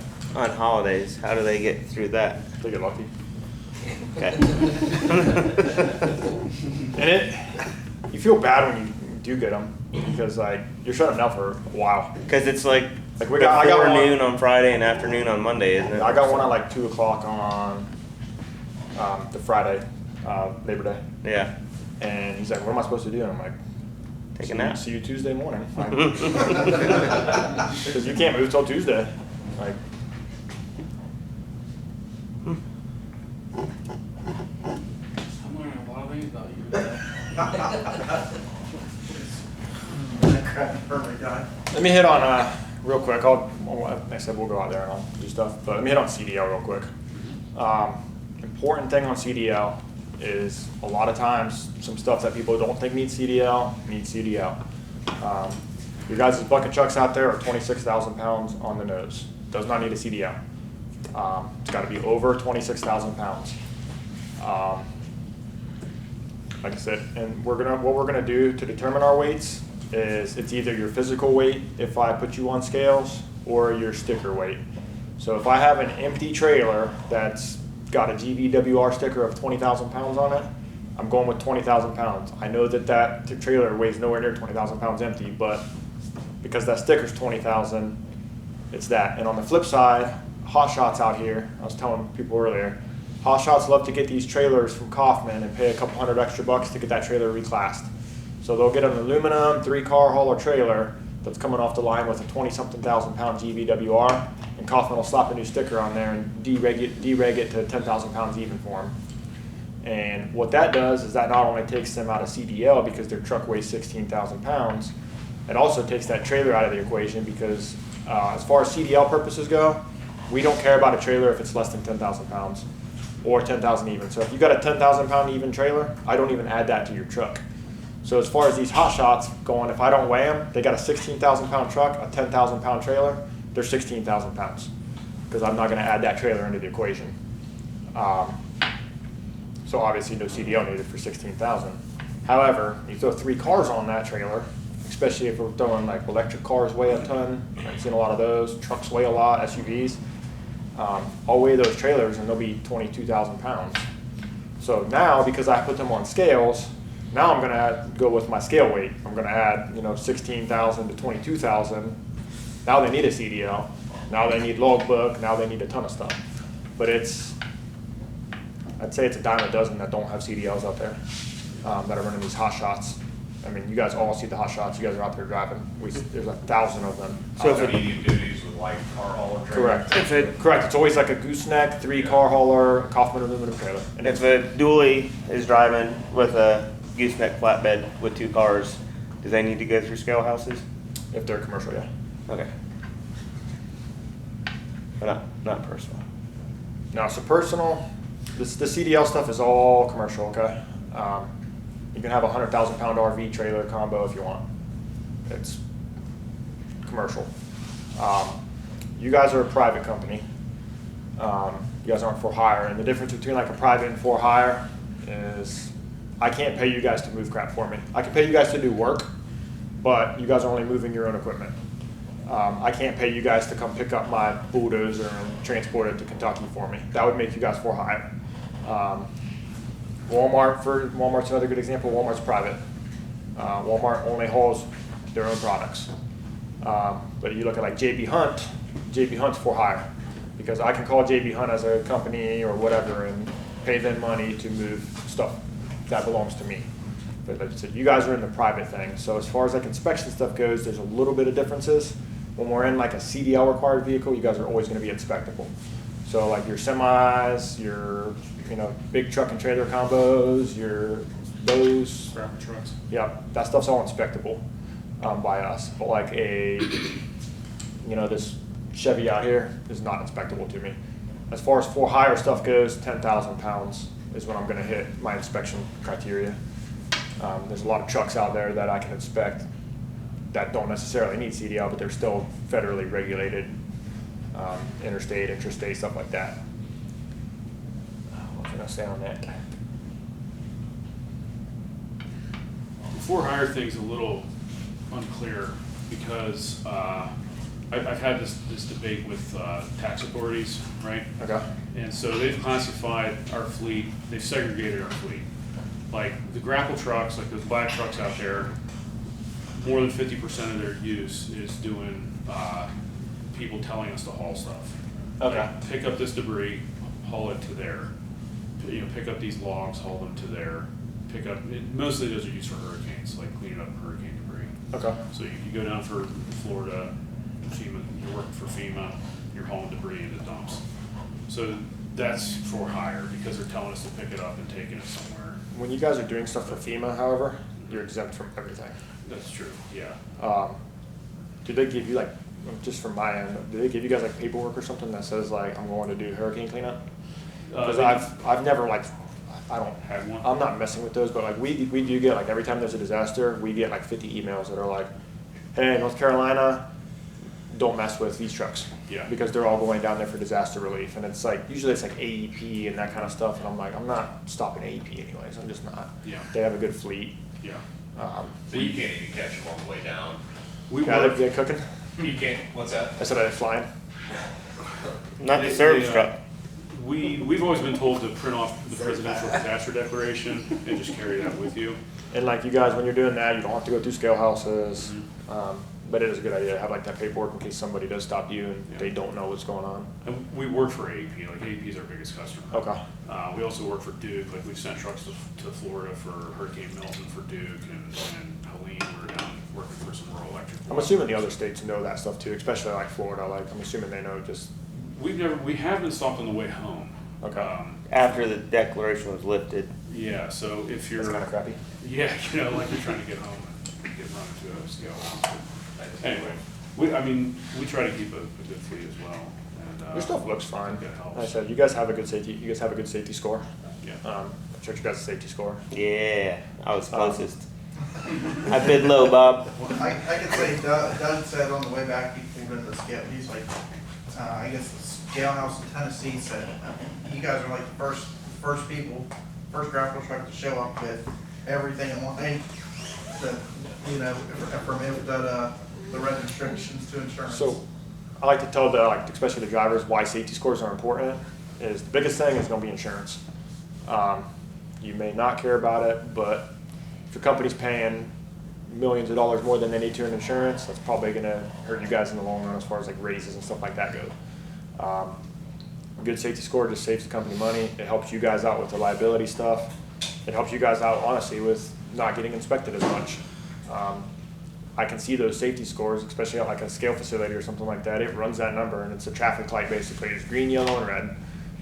Green is this company is good to go. Yellow is you can inspect them if you want, and red is, hey, pull that guy behind. Yeah. You guys are green, so that's good. So you guys aren't like a stop and inspect for DOT purposes, but you still may get stopped, and if you get a good clean inspection, that's perfectly fine. I know nobody likes to get pulled over and inspected, but if you guys get a clean inspection, that's the best thing that you can get. The only way your safety score ever gets better or worse is through the DOT inspection program. If you guys don't get inspected for the next 10 years, your safety score is going to be exactly what it is today. The stuff doesn't like fall off and your score get adjusted. If you go out and you're getting good clean inspections, it's going to help the score. Your guys' score can't really get a whole lot better. Like once it's like a certain number, it's pretty much like, they're good. You're saying it's only downhill from here. Yeah, yeah, basically. But it's also like an average system. Okay, so you guys do not get a ton of inspections. So what's important to remember is if you do go out and have an absolutely atrocious inspection, that's going to be pretty weighted against the safety score. Versus like if I go out and have 100 violations on JB Hunt, it's not going to do anything. I could have 200 violations on JB Hunt, and it's not going to do anything because they're getting 100 inspections today. Whereas you guys get a couple a year, so like a really good inspection or a really bad inspection is going to be weighed way differently than these massive companies with 100,000 trucks. What I'm looking at on inspections is, do we do pre-trips? Yeah, everybody, yeah. What I'm looking for is essentially stuff that you guys are going to be checking on pre-trip inspections. The obvious stuff, tires, lights, general equipment, securement, stuff like that. Right here, do you guys put this on? Yeah. Every time? Yeah. All right. I get this all the time. Nobody puts this on. Oh, every time. That's a ticket. I mean, that's an easy ticket to write. And these are fantastic with like the red. You guys have like, to me, I don't know, it's another pet peeve, I guess, but it's the easiest thing to clip it on there. And nobody does it. And that applies to everybody. That's if I see a camper dragging that down the road, they're getting a ticket the same as you guys hauling heavy equipment because. Does it matter where that's clipped? It needs to be clipped on the vehicle. We recommend not putting it on the hitch, but for example, my camper and truck, there's nowhere to put it on my truck besides The extra hole in there. besides like basically where I have my hitch stuff. Like the actual hitch itself has the loops for my chains and everything like that. They say that it's better to put it on the truck because if you have a catastrophic failure of your hitch it's not going to set that brake. But it has to be just somewhere on the tow vehicle, whether that be on the hitch, the receiver, whatever. You can't clip it. You know, if I clip it on my chains, which is what everybody does, you clip it on your chains, it's not good. No, it does nothing. If you went through the D-ring and clipped it back to itself, does that count? If it'll set in the event of a failure, basically. So you're saying like, yeah. You could even just clip it right like that. Yeah, that's okay. That's perfectly fine. Okay. Yeah, because it's going to pull the pin in the event of a failure. One good thing to check, I wouldn't do it necessarily every day, but a good thing to check on the pre-trip is to actually pull that pin out and then give it a little resistance to see if your brake's set, because that's something that we check on a level 1 inspection. And like those hot shots I was telling you about, they never work. And so how many do you run into guys who throw breakaway units on there just for show? Function, yeah, all the time. Some of them have like batteries in there. If the battery's dead, it's not going to do anything. Yeah. Like I said, the biggest issue I get though is them just not being on there. And so like I said, it's just, I don't know, it takes less than a second to just clip it on there. Yeah. And if you need it, you're going to really want it to be on there, because the whole point of it is to keep the trailer from rolling down the road after it falls off. Has anybody had a trailer fall off? I hope not, but I mean, it happens. It does happen. We had the hitch fall off a truck. As far as our pintle hooks go, our biggest points of failure are going to be on the pintle hook and the receiver itself. Kind of how we were talking about with those chains with like getting wallered out. The pintle hook will do the same thing. Obviously you'd have your brakes hooked up and all that good stuff, but is there a wear level that you guys look at and go, that's illegal, that pintle needs change? I'll have to look at the exact one. That's one that I have to like check the book for, because like I said, I can't memorize everything, honestly. What about twisting your chains to shorten it? It's a good one. It's not knotted, so it's okay. Yeah, I get you don't want to drag them down the road. Right. You want them crossed if you can cross them. The whole point on that is just to kind of create a cradle. So like we're kind of talking about like this. I'm okay with this, like the chains being in there. Those don't look to me like they're going to fall off. But if I have a chain right here, that is going to fall off, right? Back here, obviously tires. Give your tires kicks. Make sure we don't have flat tires when we have duals. You don't need to kick your steer tires. They're not going to be flat. You'll know if they're flat. Lug nuts like to get loosened a lot. I get trucks kind of often that just don't have lug nuts tightened. Like they're all finger loose, and I can just take the wheel off. I'm like, that's crazy. And that's like major companies that are repairing the stuff and just not tightening lug nuts. A lot of people put the lugs on backwards. Yeah.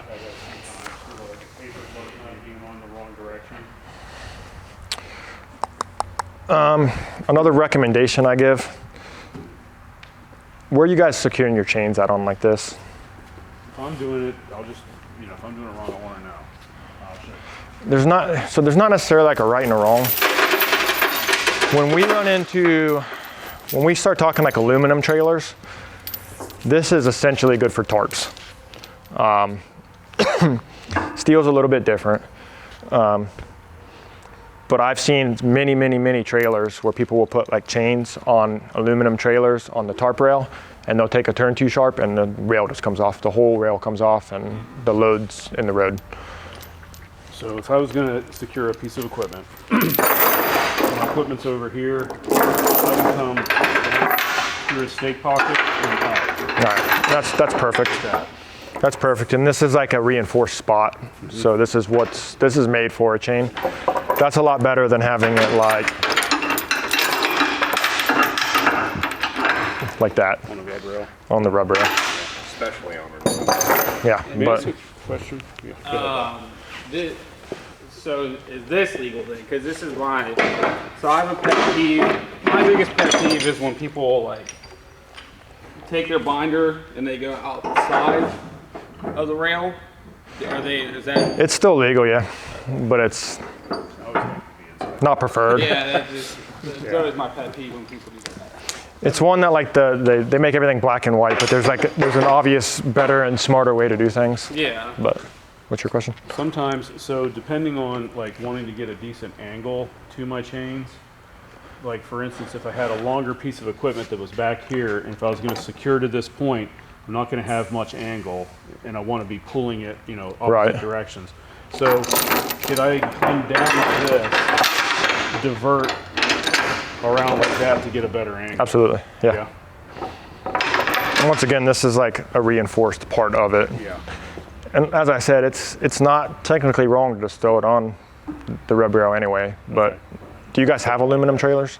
I don't think we do. And it's just like, You say maybe one. like that aluminum just has a way lower break point. Yeah. Yep. And like it'll peel that whole trailer back. Yeah. And like we had one in Knox County last year that was running like a 600,000 pound piece of equipment, 4 chains. Yeah, that was it. But they lost the load, and like we had US 36 shut down for like 28 hours. Because we had to bring in cranes and everything because this 600,000 pound generator thing was right in the middle of the road.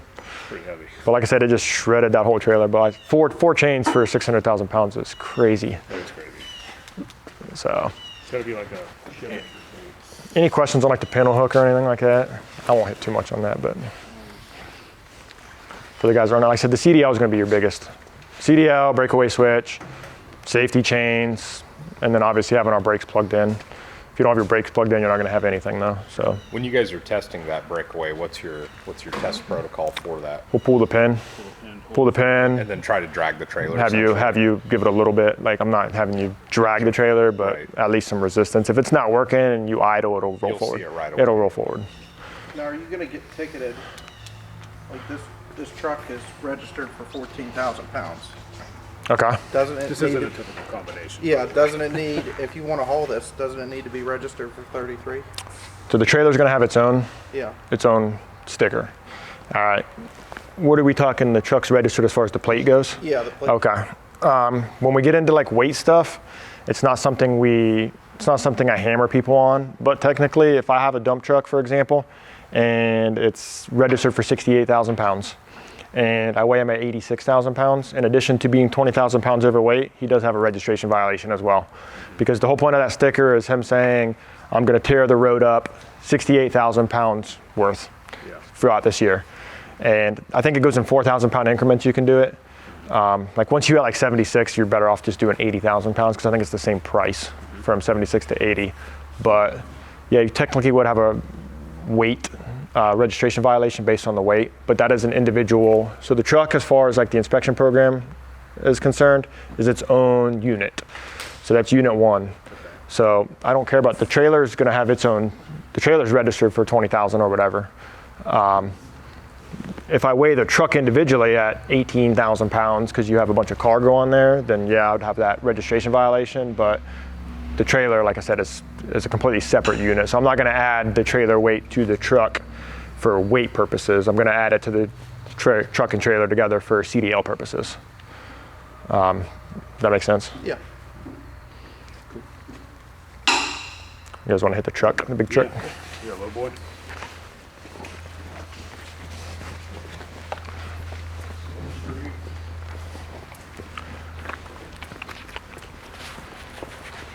It's a nice truck. It's a really nice truck.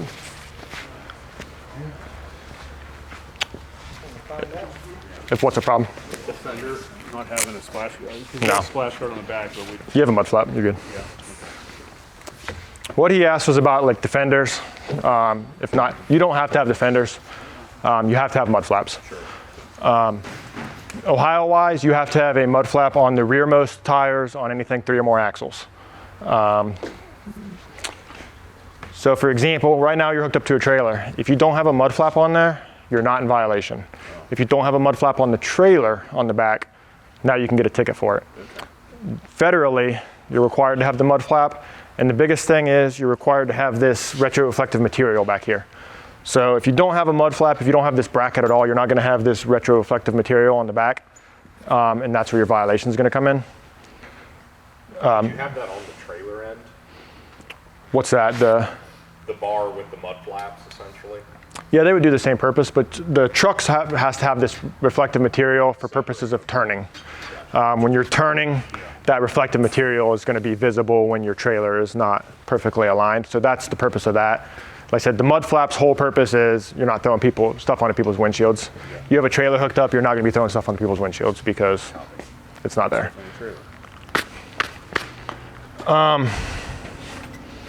Obviously, fuel tanks are a big one, secured, not leaking, have to be capped. If any fuel comes out and touches the roadway, you're going to catch an out-of-service violation. Markings are required on all of our commercial vehicles on both sides. You guys have perfectly done that. You guys have your IFTA stickers. I'm assuming you're registered UCR and all that good stuff. That's all back-end stuff. That's all carrier stuff. Just as drivers, just make sure that everything's marked on both sides, which I don't see any issues with any of that.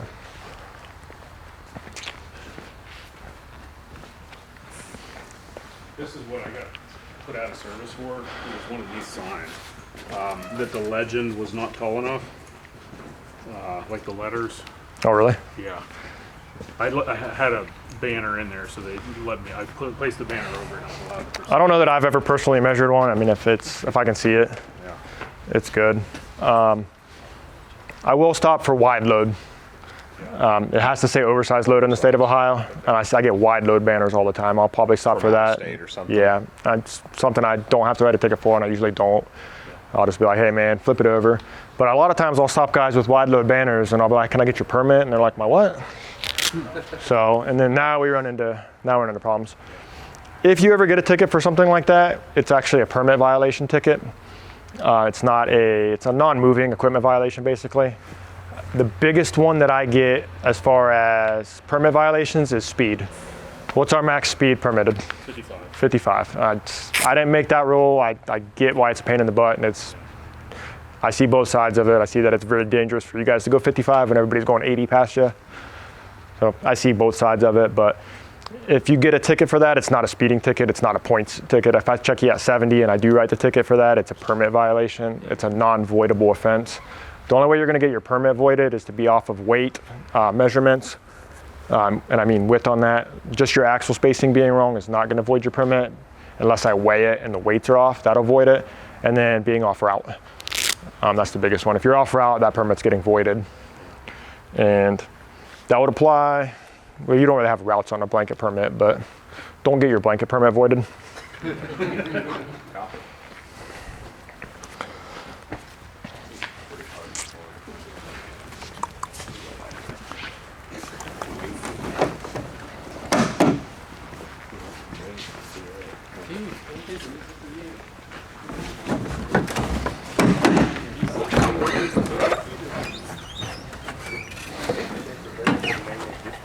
All right. Does this one have disc brakes? No. So my biggest things up here to check are gonna be my steering components, obviously. During my inspection. Out of service is a steering component. What's that? My only out of service is a steering. What was it, a drag link? Yeah. So he knows. It's one that's hard to explain when it's bad, but when it's bad, you'll know it's bad. He had to like lean on this thing to get it to move.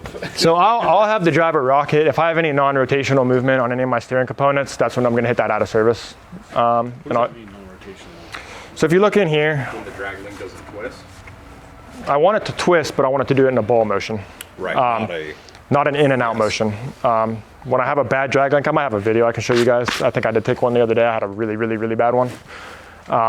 When you're rocking it back and forth, if I have that ball socket popping in and out, that's going to be a bad drag link, and that's going to hit that out of service criteria. So you do a steering sweep to test that? I'll actually just have you just rock the wheel back and forth. Because we've had and you can even just shafts that have a little bit of play that makes it feel like the drag link has play, but it's. You can even just grab your steering shaft there and just kind of rock it back and forth and get the same result if you're doing it on your own. Like I told you guys, brake lines, every airline on this combination has the exact same requirements, whether it be up here on your chamber, on your trailer, on your glad hands. Every airline, anything bad on those is going to put you guys down. These steering ones are notorious for like getting bent the wrong way and making contact with stuff when you guys are making turns, chafing through. Them touching anything on the steer axle is out of service violation. If you crank it all the way over and that airline rubs anything, touches any part of the vehicle, that's enough to put it out of service. As far as inside, Fire extinguishers, safety triangles. That's something I always check. And then the only other thing I really check in there is if you have bad steering, I might check your steering wheel lash. And what I mean by that is just how much you have to move that wheel before the wheels actually turn. And I've seen some of them where you can turn the wheel like halfway around before that wheel engages. Like that's way too much lash. And then our safety systems inside, as far as low air pressure warnings, lights, buzzers, stuff like that. We check that in there. We'll check horns, windshield wipers, and fluid. Nobody ever has fluid. I don't know. Do you have a violation if you have a working air horn but your city horn isn't off? No. Federally, you guys are only required one horn. I 99% of the time just have the driver hit the city horn because I'm tired of getting blasted in the air with an air horn. If the city horn doesn't work, then I'll have you hit the air horn and see if we have a violation at that point. But so if you're missing one of the two, you're good to go. You're good to go as long as you have a horn.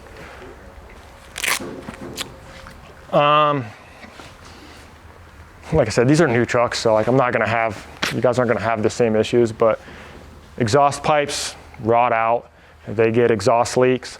Any exhaust leak anywhere underneath your driver's area is an out of service violation. If I have a hole up here, it's gonna be a violation, but in order to put it out of service for an exhaust leak, I have to have a way for that exhaust to get into the truck, in addition to it being under the sleeping cab.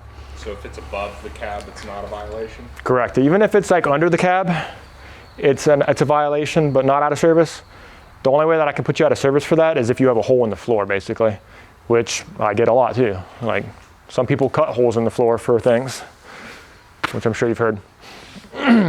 Back here, this is where I typically run into like my biggest violations is with my my service and my emergency lines.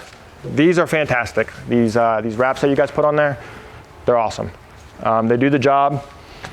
It's not technically a violation if your airlines are touching the deck, but it is something that piques my curiosity because this is literally a cheese grater. Like it's sharp, and if you just sit there and rub all day on that, your airlines will be destroyed. So like I said, these are great, and I truly do understand how hard it is to keep these secured from touching anything because they're either too short or too long. If they're too short, they're gonna rip out when you turn. If they're too long, they're gonna be rubbing on everything. It's a pain, I get it. But this is like the best thing you guys can put on there is this. Obviously we don't want any air leaks or anything at our connections. Any air leak is not necessarily an out of service violation if it's at a connection point. If I have an air leak right up here at my glad hand, at this seal, it's not an out of service violation. If I have an air leak here, not at a connection, it's gonna be out of service.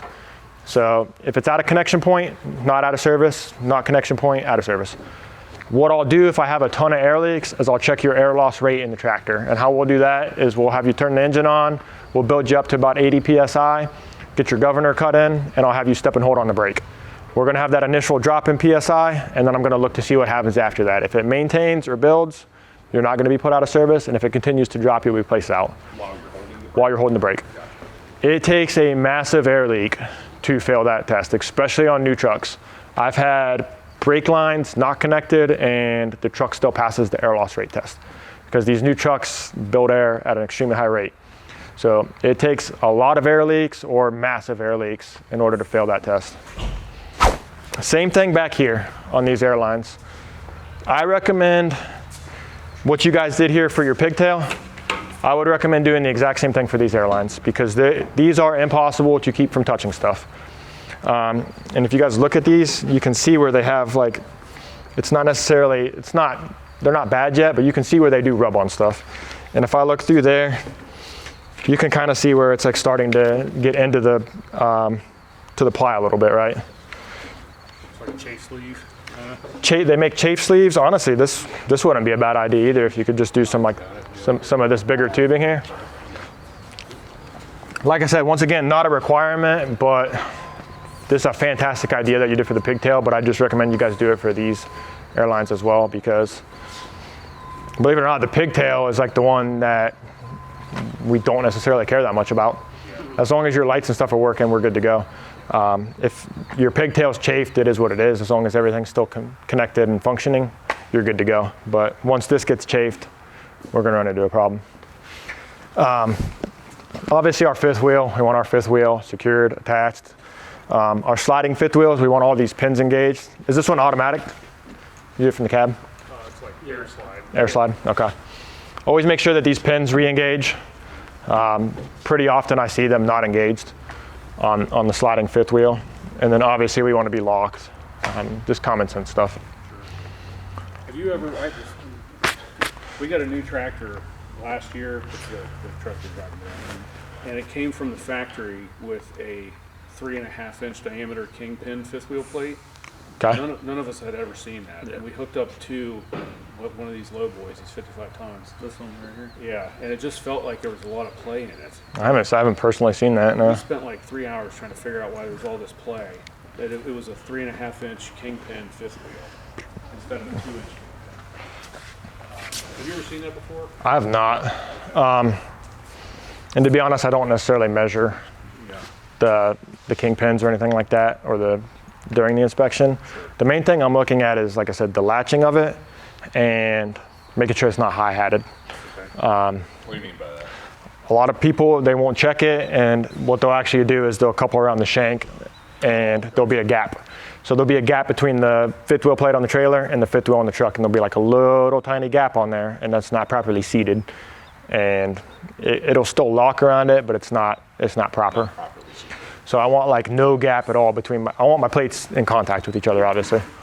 But yeah, a lot of guys will like lock it around the shank, and then I get so many people that just don't lock their fifth wheel, and they take that first turn, and the trailer goes straight, and they turn right. And like I said, it's common stuff. Yeah, I seen that one. I used to work for Creek Carrier. Okay. And JB Hunt was across the street from us.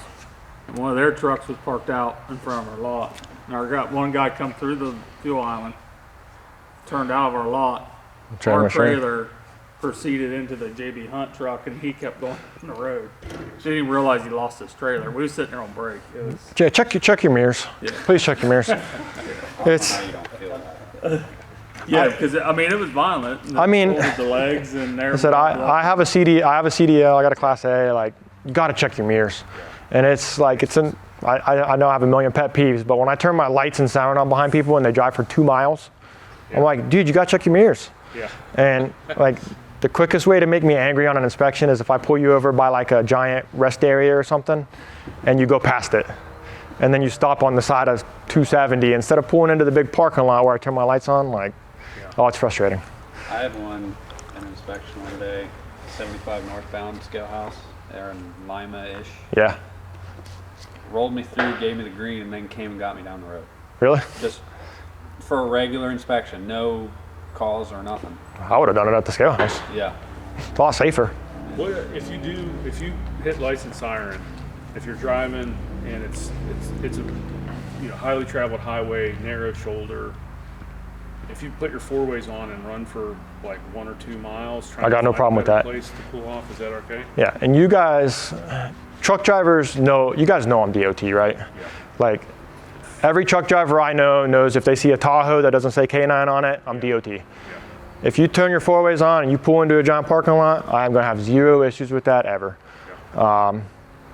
I don't want to be out there. Like I said, if you go past the rest area, that's when I get frustrated. Like when I light you up a half mile before the rest area and there's a giant sign that says truck parking, and then you're like, I think he wants me to stop on the road in front of the truck parking. I'm like, you couldn't pull into that giant empty parking lot, man. Like, and sometimes like I can move you guys. Like, if they do it intentionally, I'll take their information and I'll go wait across the street and I'll say, go 10 miles down to 61, flip around and meet me over there in the northbound truck parking. And so I'm like, you made eye contact with me and then just drove past it anyways. Like, go ahead and meet me over there, man, and I'll just go sit over there and wait for him. Yeah. Every inspection off the highway is a safer inspection. Right, and we don't do. I may do like a level 2 on a ramp or something, but I'm not doing anything other than a level 3 on the side of the road. An open lane. Correct. Yeah. But like on a ramp, maybe like a slow, especially an on-ramp. I don't necessarily like off-ramps because people are coming in hot. An on-ramp, to get back on the highway, people will go slow. So I'll do like some level 2s there if it's a big open berm. But generally, if I'm doing 2s or 1s, I'm in a rest area, a truck parking, something like that. Correct. And we don't go wake people up. That's a big thing that I hear all the time, that we go wake people up at rest areas. We don't. I promise we don't. It's illegal. We don't do it. We do work in the rest areas a lot for the reason that it's safer for everybody. I work near rest areas and I pull people over and move them into rest areas, but I don't go, once you're in the rest area, I can't come knock on your door and do that. Like, we don't do that in Ohio. I know we have that rep of doing that, but I promise you it doesn't happen. And if it does, that person won't be doing this anymore. What about in a truck stop? We don't mess with those at all because. I swear I watched one a few weeks ago just pull up to a parked truck and knock on their door. Really? Yeah. The sheets. The only thing it could be, so one thing that we do often that people don't realize is we have to check every rest area and truck parking lot 3 times a day. And what happens often, so Licking County rest areas, for example, they actually have a camera system down there that ODOT put in now. If a truck sits for more than 48 hours, we have to go check on that driver. So we will go in there and knock on the door at that point. I'm not gonna like do a DOT inspection, but we'll go in there and be like, are you alive? And a lot of times they're not. But I think I had like 7 or 8 last year die in the rest area. And it was like suicides, drug overdoses, like, it was a bad summer last year. But yeah, we will go, like if a truck's parked for 48 hours, we will go like, just be like, hey, what are you doing? Because it's not uncommon, but it's not common to take like 34-hour restarts in a truck parking lot with a porta potty. Like, Somebody waiting on a load or something. Yeah. But I mean, guys do take 34-hour resets at truck parkings with nothing but a porta potty, which more power to you, I couldn't do it. I at least want like a shower and some food and stuff, but you can't do it, but we might check on you at some point and see if you're alive. And companies will call us sometimes too and say like, hey, this guy's not answering his phone, he's at the sheets, can you go see what's going on with it and see if the truck's stolen or he's dead or whatever like that. But we do that stuff. But I said, I don't go wake people up and do inspections at 2 in the morning. The only time I had to wake people up at a truck stop was I had a hazmat load that I stopped and he was leaking hazmat. So we had to evacuate the area and I got so much pushback on that. And like it was anhydrous ammonia and it had a slow leak, but I'm waking people up like, hey, you gotta go, there's a hazmat truck leaking. And they're like, oh, I'm on my 10-hour. And I was like, just go, dude. Like, I don't wanna argue with you. There's a hazmat tanker leaking right next to you. You should probably go. So what happens the next day when he gets inspected? I tell them to put a note in there. You guys have ELDs? Mm-hmm. Okay. You can put notes in there. Notes are your best friend for an ELD. If something like that happens, put a note in there and say like, Trooper moved me because of a hazmat incident. And leave yourself, don't jack your 10-hour breakup for that if you have to move a mile. And leave a note in there, and then if you get stopped and I say like, what happened during your 10-hour break? And you say, the Trooper moved me. And then I look at your note and it says hazmat incident and stuff like that, we're good to go. Same thing when we start talking about like 11-hour and 14-hour violations. The worst thing that you can do on those logbooks is try to hide that. If you have an 11-hour violation, you have an 11-hour violation. Personally, I'm not gonna write you up for 20 minutes past your 11-hour if you put a note in there that I was trying to find somewhere to park. Could I write you up for that? Yes. Because what the government's gonna say is that you should have planned to stop before you hit 10 hours and 58 minutes, but good. So say we're going down to Hurricane, is You're exempt. 11 hours off the books, we can make a 15-hour drive? Yeah, you guys are pretty much exempt from everything during like disaster relief. But general times though, if you have an 11-hour violation, don't hide it. Even if you get somebody that's gonna write you up for 20 minutes, it's a lot better than a false logbook. And generally, when I start seeing off-duty driving time, that's when I'm gonna hit you with a false logbook because now you're concealing stuff, and then I'm gonna start looking harder at everything else, like what else is he hiding as far as those logbooks go, and it's very common. And instead of having a nominal 11-hour violation, you're now getting a 10-hour out-of-service violation. Do we need logbooks or ELDs to go down on that? I would carry paper logs. You should carry paper logs always, period, across the board. But your ELD should have a mode that you can put it in like a exempt status. Who do you guys have? Do you know? Motive? Motive for sure should have that. I think I can't do it on my end, but maybe They probably can, yeah. I have seen like ELDs that people have handed me before, and like COVID was a different world with trucking, but everybody was exempt during COVID because like they exempted everything. Like you'd have people running like stuff for Walmart, like toilet paper and stuff, and they were exempt. Like, I ran propane that summer, and it was like Just go. Yeah, just go. Yeah. 20-hour drives. Like I understood it for some stuff. Like I guess if you're running like that vaccines or something, but I'm like, why is milk exempt? But like everything was exempt that summer, pretty much. It felt like. But that's a time I could deal with not going back to. You guys look at decking at all in any capacity? As long as it's there. Can I ask you about, so this is, full disclosure, one of our oldest trailers. Okay. Cross member damage. Like there's some imperfections here. And Dents and stuff like that. Yeah. It's not like a bent frame. Now if I have like cracks and breaks in it, different story. Okay. And full disclosure for me, super hard to inspect these. Okay. I can't get under this trailer. Sure, yeah. I'm not the smallest or biggest guy, but I don't know anybody that can roll under this, especially when it's fully loaded and it's 2 inches off the ground. So generally my inspections on these, I'm gonna do from the top end. I can still measure your brakes, especially, I try not to go between tires because I don't trust the drivers that much to not move it and roll forward. So you usually get up on top to do your... Yeah, I'll usually get up here and then like if I think they're bad, like I'll even like lay down on the deck and have the driver hit the brake and measure the brakes that way. But as far as like with a creeper, it's physically impossible for me to roll this section of the trailer. Can't do it. Not gonna even try. Same thing with like some trucks. Certain trucks are just harder to inspect than others. Like you guys have all seen like the new Volvos and Freightliners. They have fairings all the way down and they're 2 inches off the ground. They're hard to inspect. And it sounds bad, but like I love nothing more than like an old Western Star, Peterbilt, Kenworth or something like that because you can walk underneath them. It's easy inspection, especially if you got disc brakes, like it's great.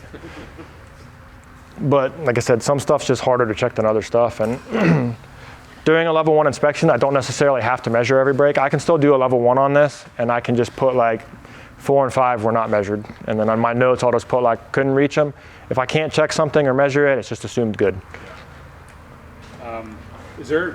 Are there laws, so my own ignorance here, I apologize.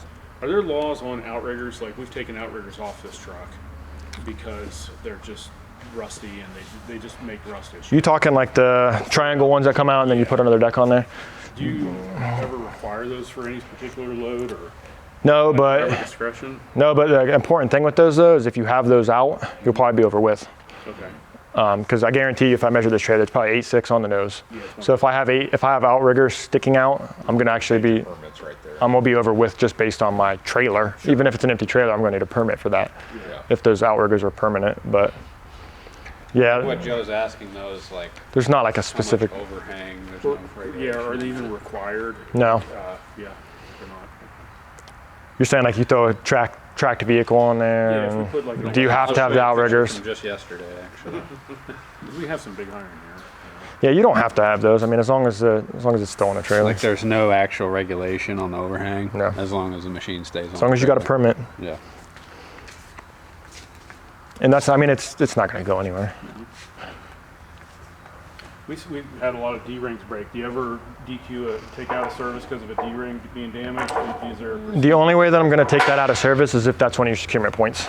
Okay. So if that thing's all jacked up and broken and that's the one that you have your chain hooked on to your thing, now it's going to be a problem. But if your chain's hooked here and this one's broken, don't care. Okay. As long as it's not falling off as long as it's not going to fall off and strike a vehicle or something. Even if that's missing entirely. Correct. As It long doesn't. as it's chained down somewhere secure. Correct. As long as you don't have to have any of those, period. Right. I mean, you need some securement points, but I only care about what's physically securing that vehicle. All the other securement points, like, it's honestly the same thing as if like I came in here and you have a track on there and I start checking these chains that are in here and I'm like, oh, this chain's jacked up. Like, it doesn't matter. It's just dunnage. That's why it's in there. Exactly.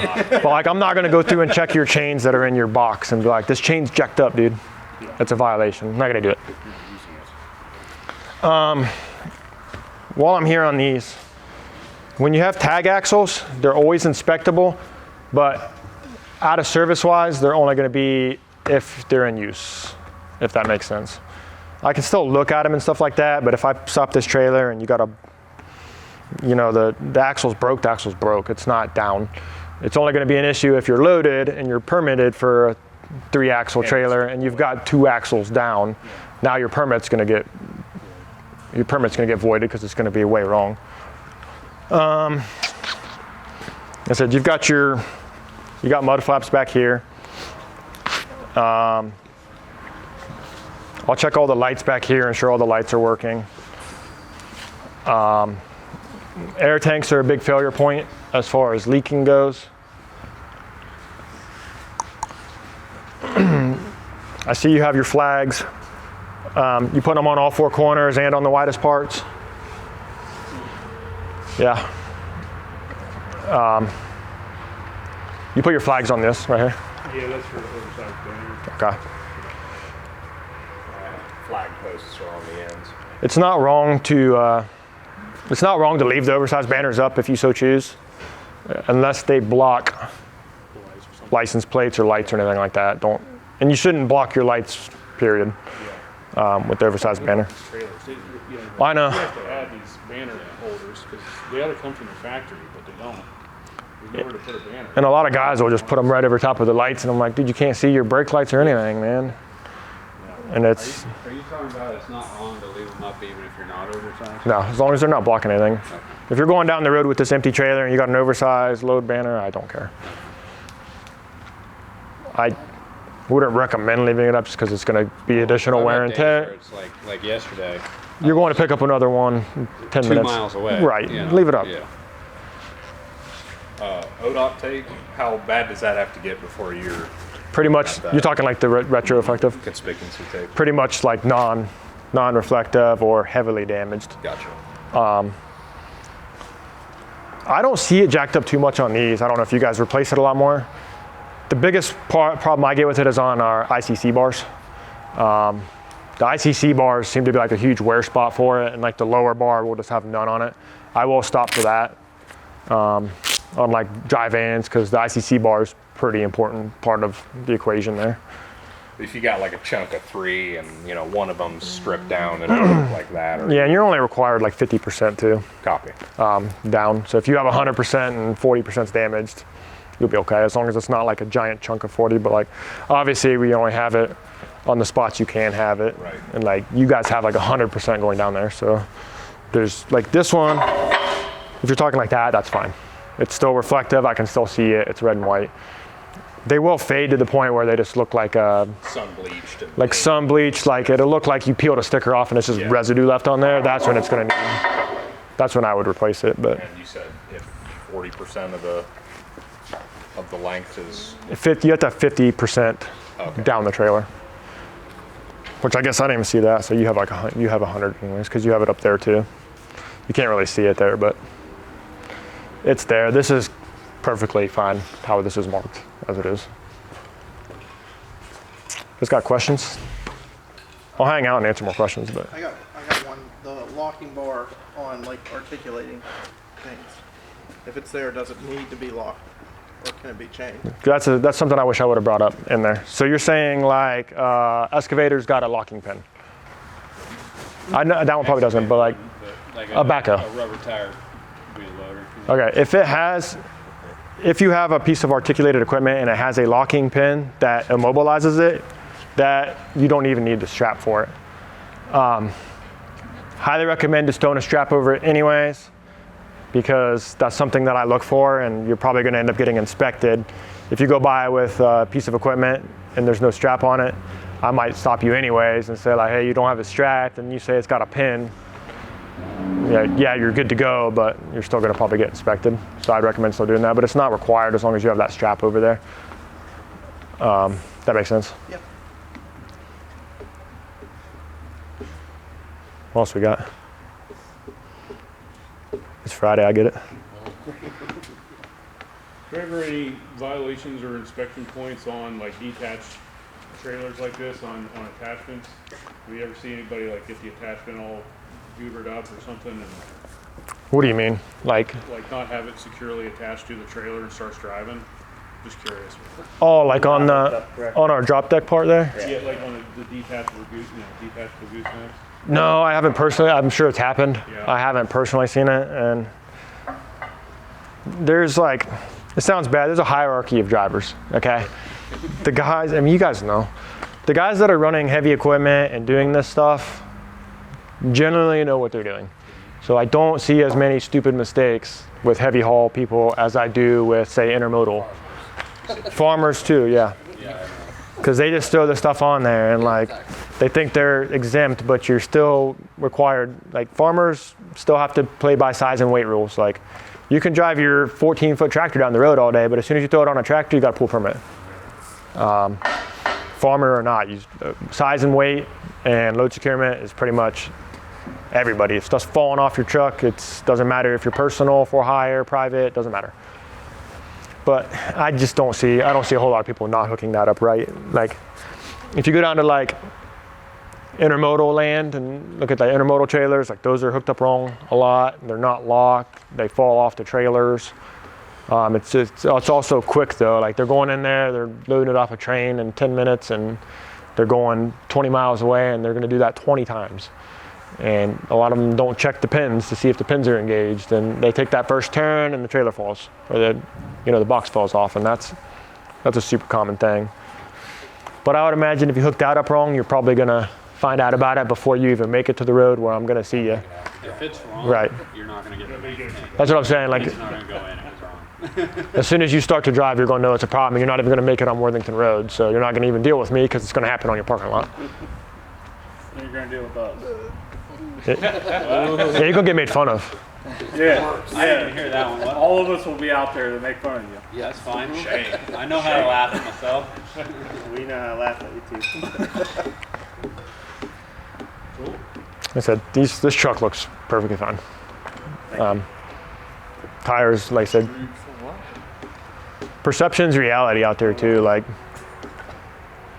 if I pull you over and I'm walking up and I'm looking at your truck and it looks clean and well maintained, there's a higher probability I'm just gonna do a driver's check and get you out of there in 10 minutes. If I'm walking up and I see a bald tire, now you're at least gonna go to a level 2. And when I'm doing my level 2, if I start seeing some undercarriage problems, now you're gonna go to a level 1. So like I said, if stuff looks right, it's a benefit to you. And then like, if I see this brand new truck and this nice looking trailer going down the road, like I said, you might still get pulled over. You might still get inspected, but it's less likely than the guy going down the road thumping a flat tire. Do you have a reason to stop us to inspect this? No. Okay. Rusty steel wheels usually leads to rusty steel brake chambers. Yep. So that being said, like I can't randomly stop you. Trooper side, I'm generally gonna pull you over for traffic stuff. Whether that be you got your speeding, whatever. Like I said, it could be 5-10 miles an hour over, and I'm just gonna give you a verbal warning and have a reason to stop you. Hey man, watch your speed on Worthington, it's 35 through there, whatever. Motor carrier side, our white Tahoe people, they can't enforce traffic laws, so they cannot stop you for traffic laws. So what they're gonna do is generally safety score stops. They might run your DOT number and see if you're in that yellow or red. And not random, but we can sit there and stop I can do like a set number thing. I can be like, I'm gonna stop the 5th semi-truck to go by me, or the 10th semi-truck to go by me. That's how I got my out of service. Yeah. Every time. So we can do that. But I can't be like, oh, dude looks shady, let's get him. I can't do that. But we don't have, what I'm saying is we don't have to be doing anything wrong to get pulled over. No, not necessarily. No, you might be the 10th truck to go by me. You might have a minor traffic violation that I'm stopping you for. If I see an obvious violation, then I can stop for that. Like that even comes down to like an ID lamp being burned out on the back. Is that something I'm gonna write personally? No, some guys might though. If I'm writing you like stuff, it's stuff that I feel is crash causing violations, right? I'm yet to handle a crash where they're like, if that dude's ID lights were working, I wouldn't have hit him. But like brake lights and turn signals, handled a ton of crashes because of brake lights and turn signals. Stuff falling off trucks, handled a ton of crashes. Like obviously traffic offenses, handled a ton of crashes. I know a lot of people don't, but wear your seatbelt. That's an easy reason to get stopped, especially driving a semi, because in a commercial vehicle, it's a primary offense. And it's really easy to see on you guys wearing those bright yellow shirts, especially if there's a black seatbelt and you go by and there's nothing across your chest. I'm telling you, it's just easy to see. And then obviously texting is the big one. That's the big hot topic right now. I get probably 10 a week, semi-trucks, texting and driving.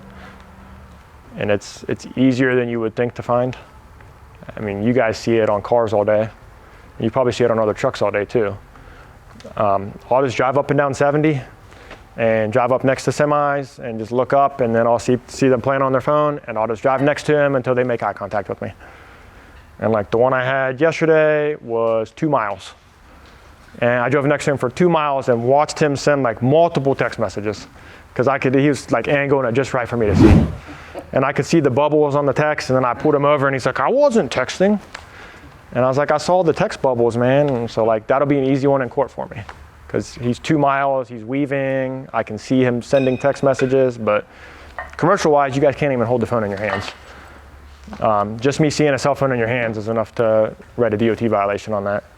You guys have like hands-free, gotta use that hands-free stuff.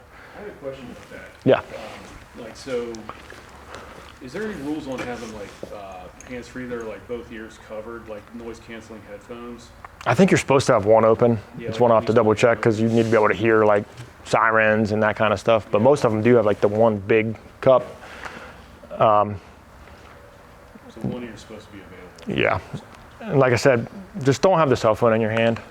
If it's mounted on your dash and you have to swipe to answer a call or something like that, you're probably going to be all right. I'm not saying it's great, but once I see it in your hand, even if you're like on GPS and stuff, like you shouldn't have it in your hand.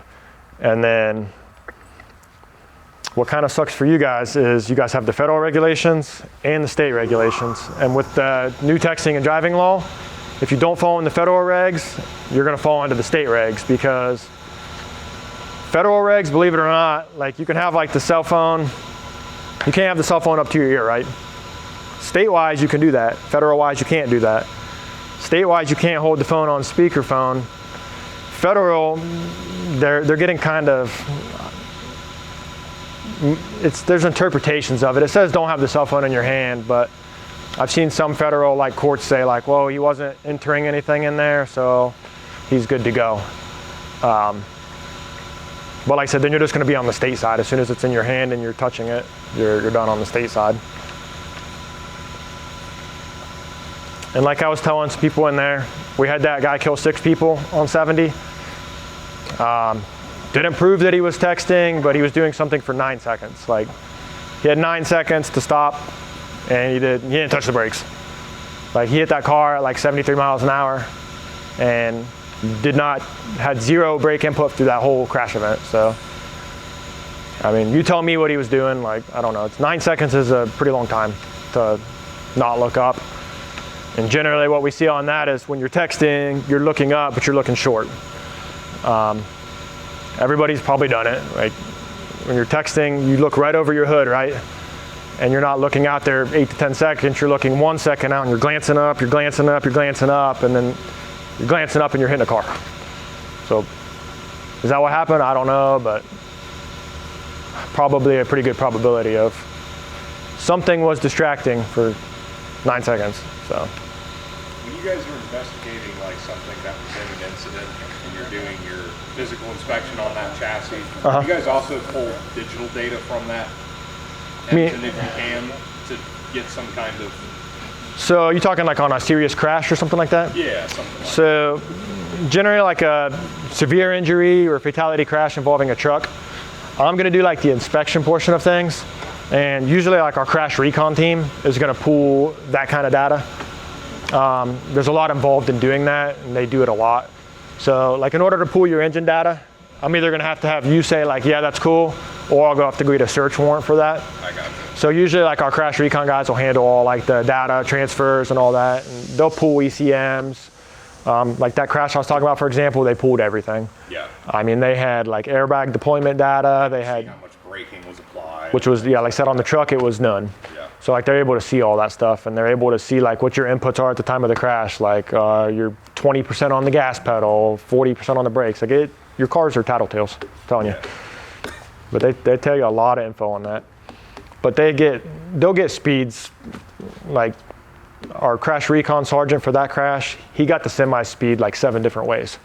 Like he pulled ECM data, but he also pulled like crash scene data. And then he even went as far as to pull like ODOT cameras and timestamp those and do an average speed from camera to camera on a set point, where he actually went out and like measured that physical distance from camera to camera and then said, like, you know, it took this many seconds and milliseconds to get there. The average speed was 73, whatever that may be. So like, they'll get your speed one way or multiple ways, but especially on something like that, like you have 6 dead people, like We gotta figure out what happened. yeah, it's a big deal. Yeah. And like I said, we'll see how that plays out in the future, but there's going to be civil trials on that for 20 years. Because you're looking at so many affected people, like not even just the 6 people that lost their lives, but I mean, we got 50 other injuries involved in that, and there's going to be a lot of civil stuff coming down on that. I said, if you're doing stuff right, though, like I promise, I'm not out there witch hunting, trying to hammer you guys after a crash. In fact, that's the last thing I want to do. If somebody rear ends you guys, the last thing I want to do is find something wrong with the truck. But I do want to do the inspection because we're required to. If it's bad, and we're going to deal with it. But like I said, I promise it helps you guys out to have inspections post-crash. Because this stuff goes, I mean, I had a civil trial like a month ago for something that happened like 6 years ago involving the truck. It takes forever, and people want money. And you guys represent money to them. And then backtracking just a little bit back to these like deck overs right here. Yeah. That GVW for that was 20,000. Correct. So essentially, whatever, it doesn't matter what it's attached to, you need your CDL, no matter what's on it. If you had a 6,000 pound truck, Yeah, but a 6,000 pound truck. it's not going to pull that. Yeah. It'd be like a Ranger maybe, but Yeah. it's not going to pull. Ranger can pull anything. You're right. All right. That's 10. Can't pull that. Yeah, essentially any truck that's capable of pulling a 20,000 pound trailer safely is going to need to be a Class A vehicle just because of how heavy that trailer is. Okay. But yeah, regardless of what's on it. Empty right now as it sits, that needs a CDL. You throw 20,000 pounds on it, still needs a CDL. Just to confirm for the education of everybody here, because I think I understand this correctly, please correct me if I'm wrong, from our conversation inside. So like for instance, bucket truck is at 26,000 pounds GVW. Correct. Under CDL. Bucket truck with single axle 7,500 GVW trailer, still under CDL. Correct. Bucket truck with tandem axle 14 GVW trailer. So like any of our SureTrack tilt decks with 2 axles, 2 7,000 pound axles, now that's a Class A combination. Yes. Right? As long as it's over 10,000 pounds on the trailer. Correct. Right? That's Even why we've intentionally bought a lot of single axle trailers. Even all the troopers and stuff I teach this stuff to, I get more calls from troopers than anything like, hey, does this guy need a CDL? The biggest thing that confuses everybody is the over 26,000. You'll see a lot of trucks are registered 25,999, and that's just to not confuse troopers pretty much, I think, is what it's for. But 26 even is good to go. It's got to be over 26,000, and in order for me to add the trailer, it has to be over 10,000 pound trailer. If the trailer is 10 even across the board, doesn't exist. I don't add it to the truck. As soon as that trailer is 10,001 pounds, I'm going to add it to the truck, whatever that is. So even if I got a Ford Ranger and a 10,000 pound trailer, I'm still going to add those together, but I'm not going to be at 26. I'll be at, you know, say I got an 11,000 pound trailer and a 6,000 pound truck.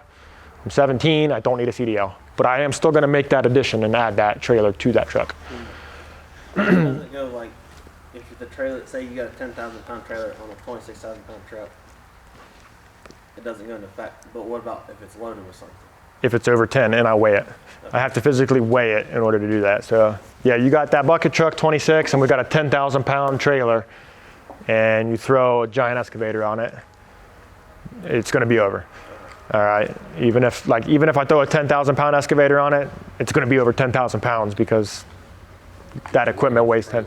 So then, but in order, I still have to weigh you to do that. I can't like Google how much that piece of equipment weighs and add it to what the trailer weighs empty. I can't do that. I have to weigh you.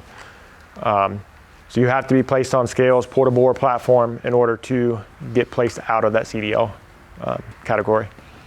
I think it's a real important concept for everybody here, especially as you're advising people in the field. There's a lot of questions from our field staff you guys are all going to be looked to as leaders and have that question. So tell them, if they got to move a giant is a mini loader that weighs about 3,000 pounds. If they've got to move a giant, but the only tractor available, or the only trailer available is a tandem axle tilt deck that's 14,000 GVW, and they're a non-CDL holder, They can't send them out. they can't put that behind that bucket. Even though it's underweight, the GVW of that trailer is going to make it a violation. They've got to be on a single axle. And the single axle has got to be under 10,000 pounds. All of our single axles are. And you guys can get if you guys send people to get like CDLs and stuff, We do. there's different, what you test in essentially is what you're gonna be. Right. Like if you test in this, you're gonna be unrestricted, period. You can drive anything and everything except like passenger vehicles and hazmat and stuff like that, but that's endorsement stuff.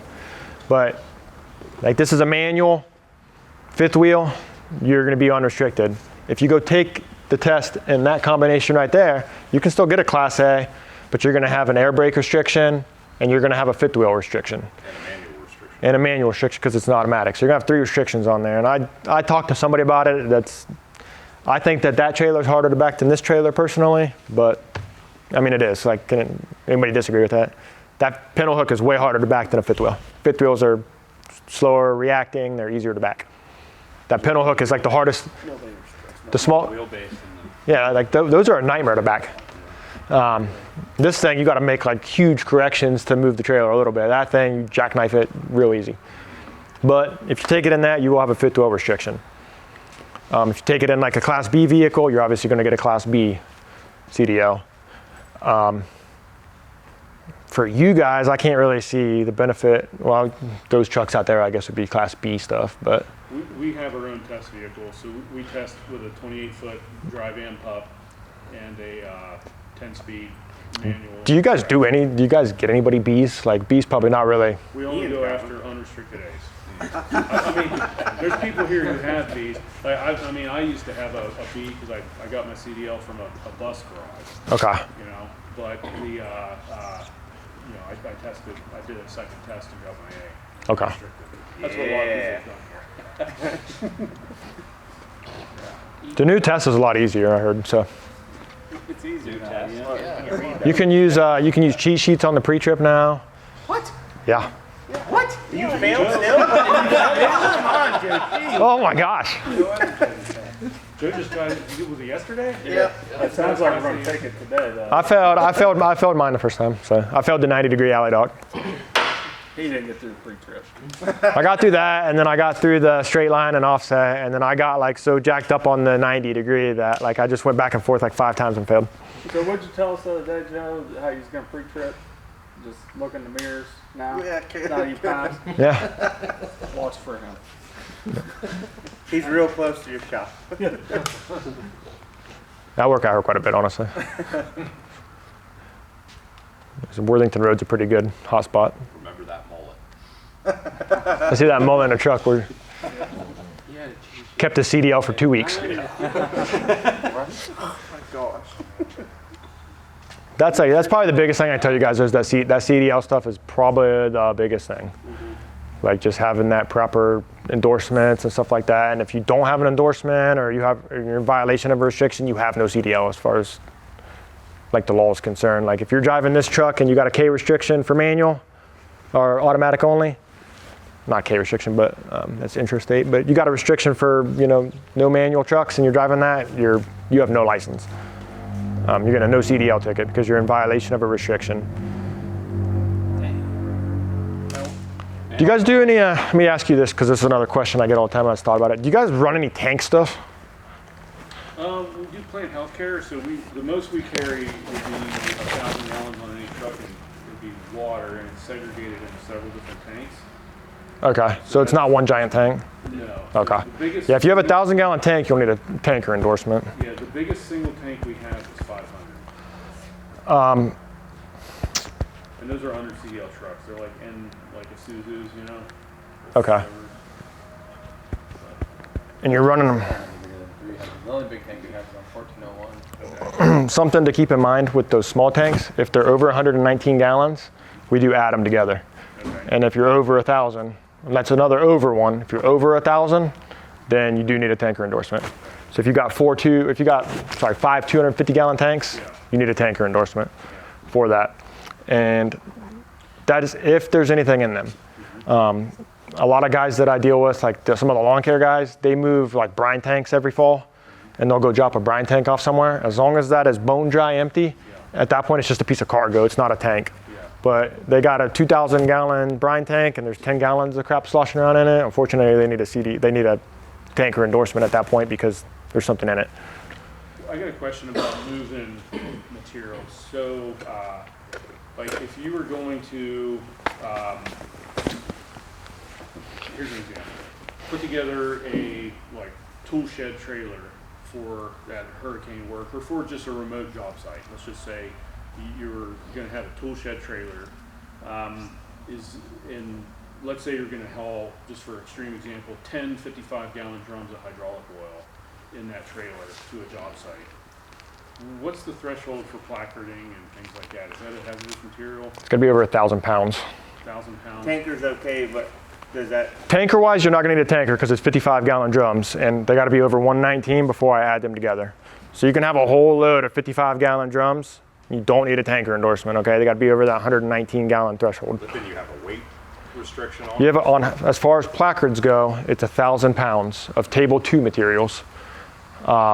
Table 1 materials, and I'll show you guys the chart. Table 1 materials is 1 pound. I highly doubt you guys are running anything table 1. Is that like atomic waste or something? Radioactive, explosives, dangerous when wet, nasty crap. And there's a lot of tankers that you don't have to have hazmat for. Correct. There's a lot of stuff that's exempt. Okay. Hydraulic oil is probably. Do you have a drum of it? Anyway.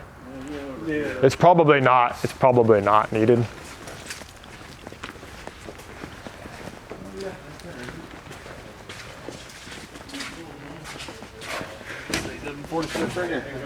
Here's the diagram. Yeah, so this isn't going to be.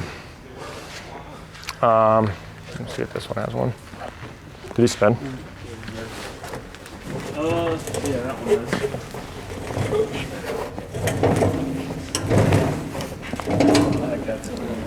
A lot of times too, they'll actually say like, not classification of the. They'll actually say like most of the time they'll say like not DOT regulated. Okay. What I'm looking for on like these drums, if they have, they're called labels. They look like small placards. Okay. It'll have like a label on there, and it'll actually have like a small looking placard. It's called a label, and it'll say class 3 flammable. Okay. That is going to start getting us into some hazmat stuff. Okay. Like I said, this probably says not DOT regulated on it somewhere.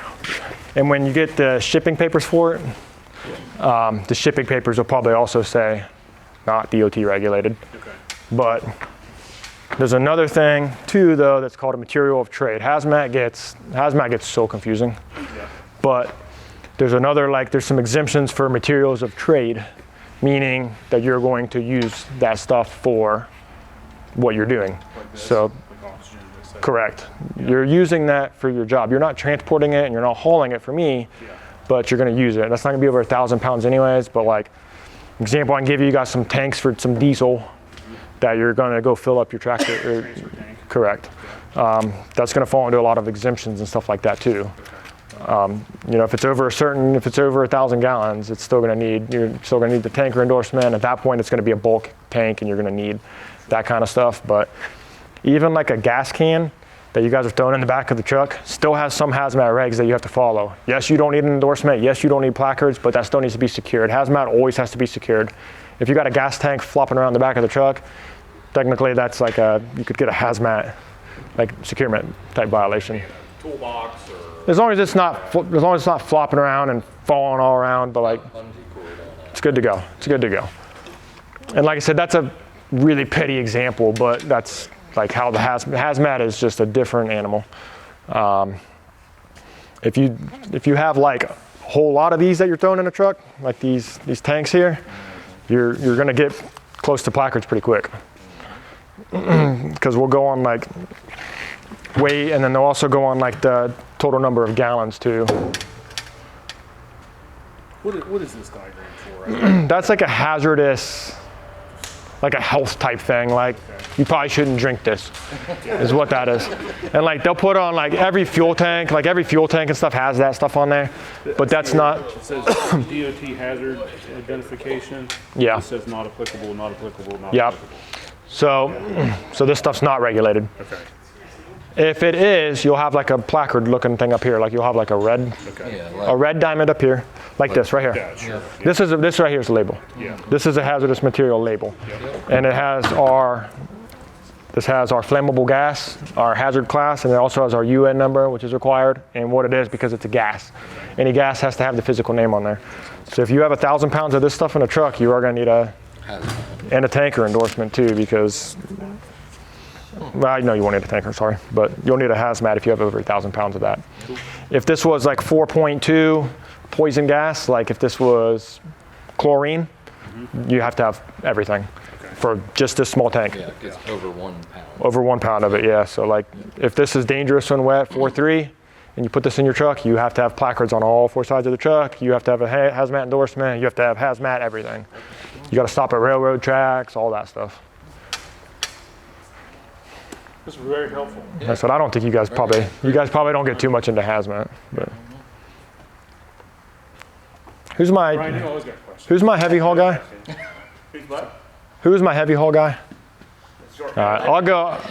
I'll hit the permit stuff with you real quick if you want, but I completely forgot I had you guys print that permit out. But Yeah, Joe too. Yeah, where's that? all right, I got it. That's our permit guy, that's our heavy haul. All right. I got a question before you go to that. No, you're good. We pull giant like it's Forder out here. Would you take a look at it and just say how you would want to see that strapped down? What is it? It's a little Forder that has like A small articulated loader. You know, show me. Yeah, sure. I'm a big kid, man. I like big trucks and stuff.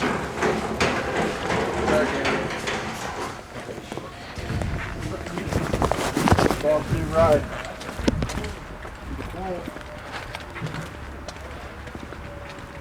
Oh, this thing? Yeah. It's Oh, this little thing. oh, a little thing.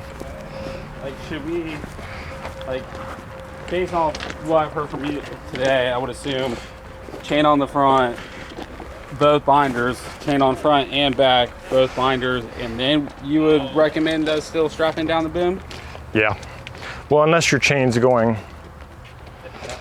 See, this is like. Yeah, so we're usually chaining underneath to the hook in the front, not over top of the boom. So that's kind of what. After you said that, I was like, do I need a third? Does this have a locking pin? Yes. It does have a locking pin? Not for the arm. Oh, not for the arm, but for the articulation in the center. I would personally still throw one on it, but this is one that's like a really. Gray area. It's not necessarily a gray area. It still technically needs a strap, but the whole point in the strap is kind of moot to this, because even if this walks all the way up, you're still not going to be over height. Right. You know what I mean? But by like the regulations, it is still considered auxiliary equipment. You still should throw something on there. But if that chain goes through like any part of this, that would be good. You would be good, because that chain is going to hold it down. But this is well under 10,000 pounds, so Right. you're good with chain in the front, chain in the back. But it has to be a movable chain up front. Just they a- both have to be movable. They both have to be adjustable. You have to have binders on both, yeah. It can't be a set chain you hook over and back up and then tuck No, it. Can no. you run it through this? If you wanted to, yeah, if you wanted to. Because there's not like any. I wouldn't want to chain it off anything off the attachment, because if the attachment In breaks, case the head if separated from the head unit. goes for you. And like I said, the part that you throw over this can be literally anything. You could throw a 1-inch synthetic strap over it. I wouldn't waste my time throwing a chain over it, Okay. but that's going to also help your weight.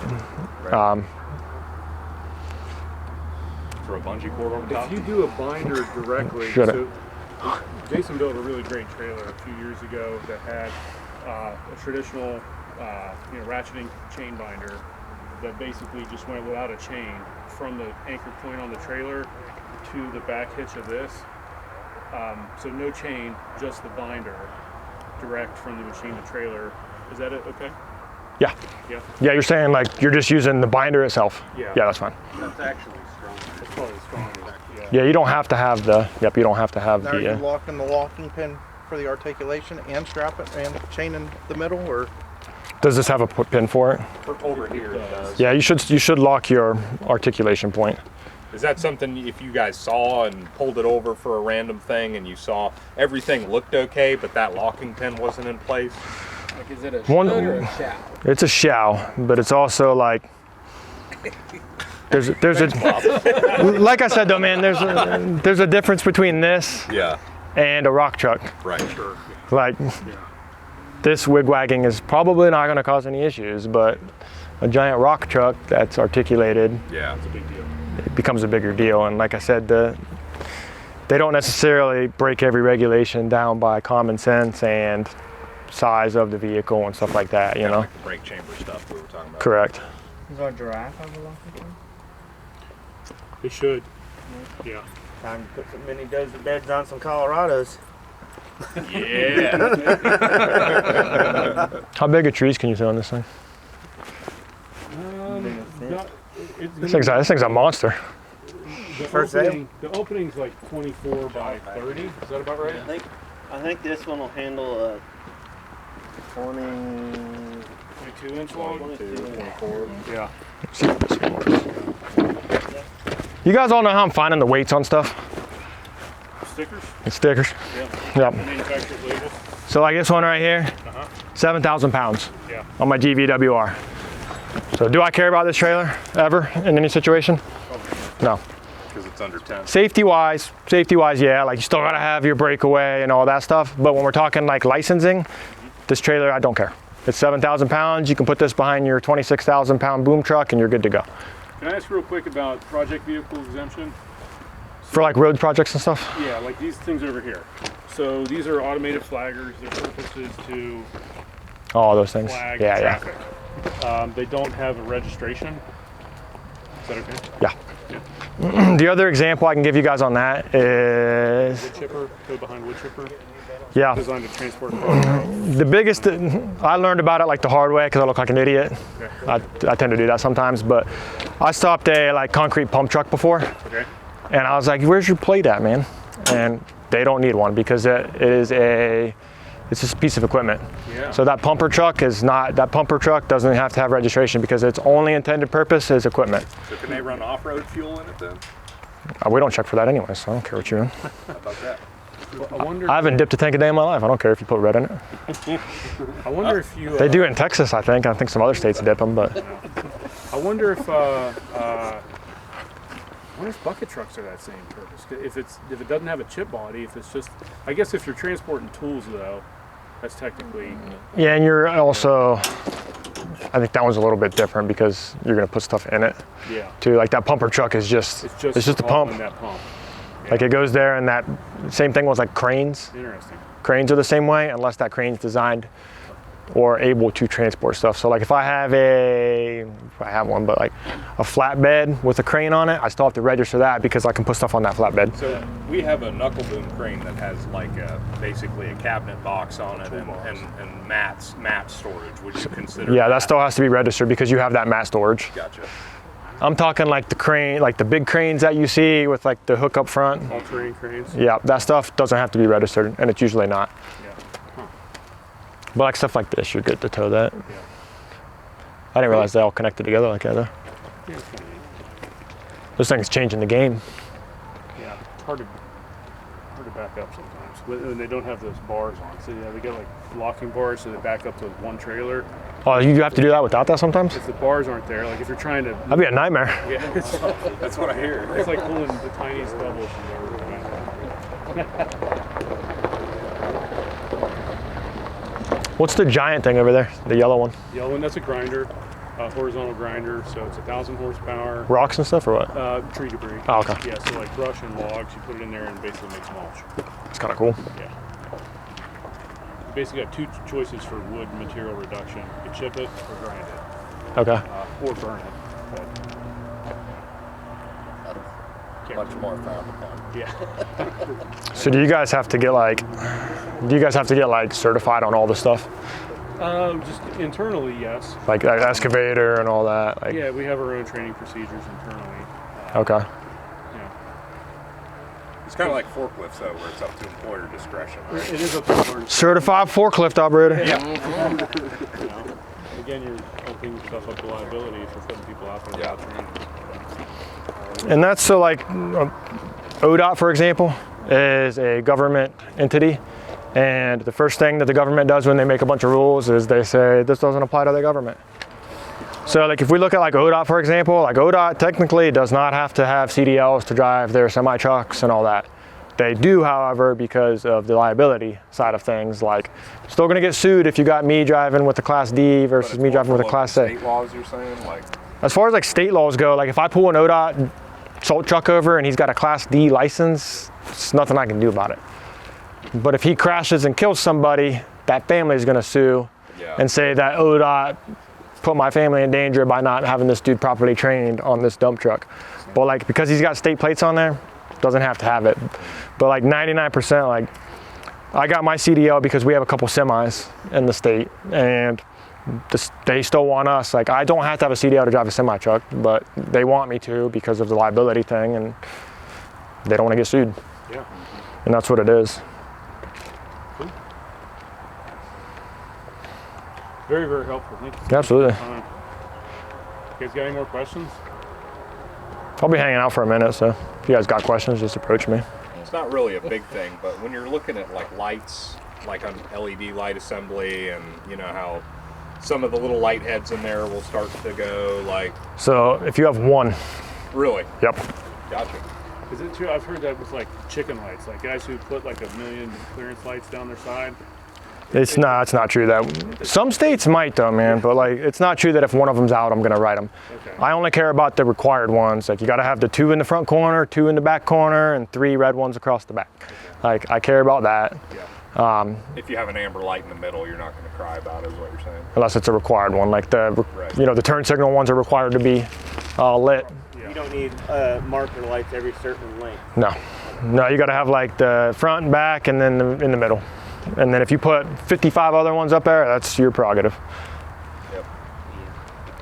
As if those are, if half of those are out, I don't care. But if the one that you're required to have is out, then now you got a problem. So like, if you have 20 across the back, but that middle one's burnt out that you're required, that's the one that we're gonna look at. But like he asked about LEDs, as long as an LED is visible and has one. It's completely separate on like, I do school bus stuff too, like that's crazy, that's a different world too. Like school buses we put everything out of service on a school bus. It's more scrutinous. Oh, it's crazy. Yeah, like if they have like 5 of those like LED, if they have 100 and there's like 5 burned out, then it's a violation for a school bus, but it's different on DOT, but I would recommend school buses be safer anyhow. Nobody has a problem when we put school buses out for anything, so. Fair. And they don't argue.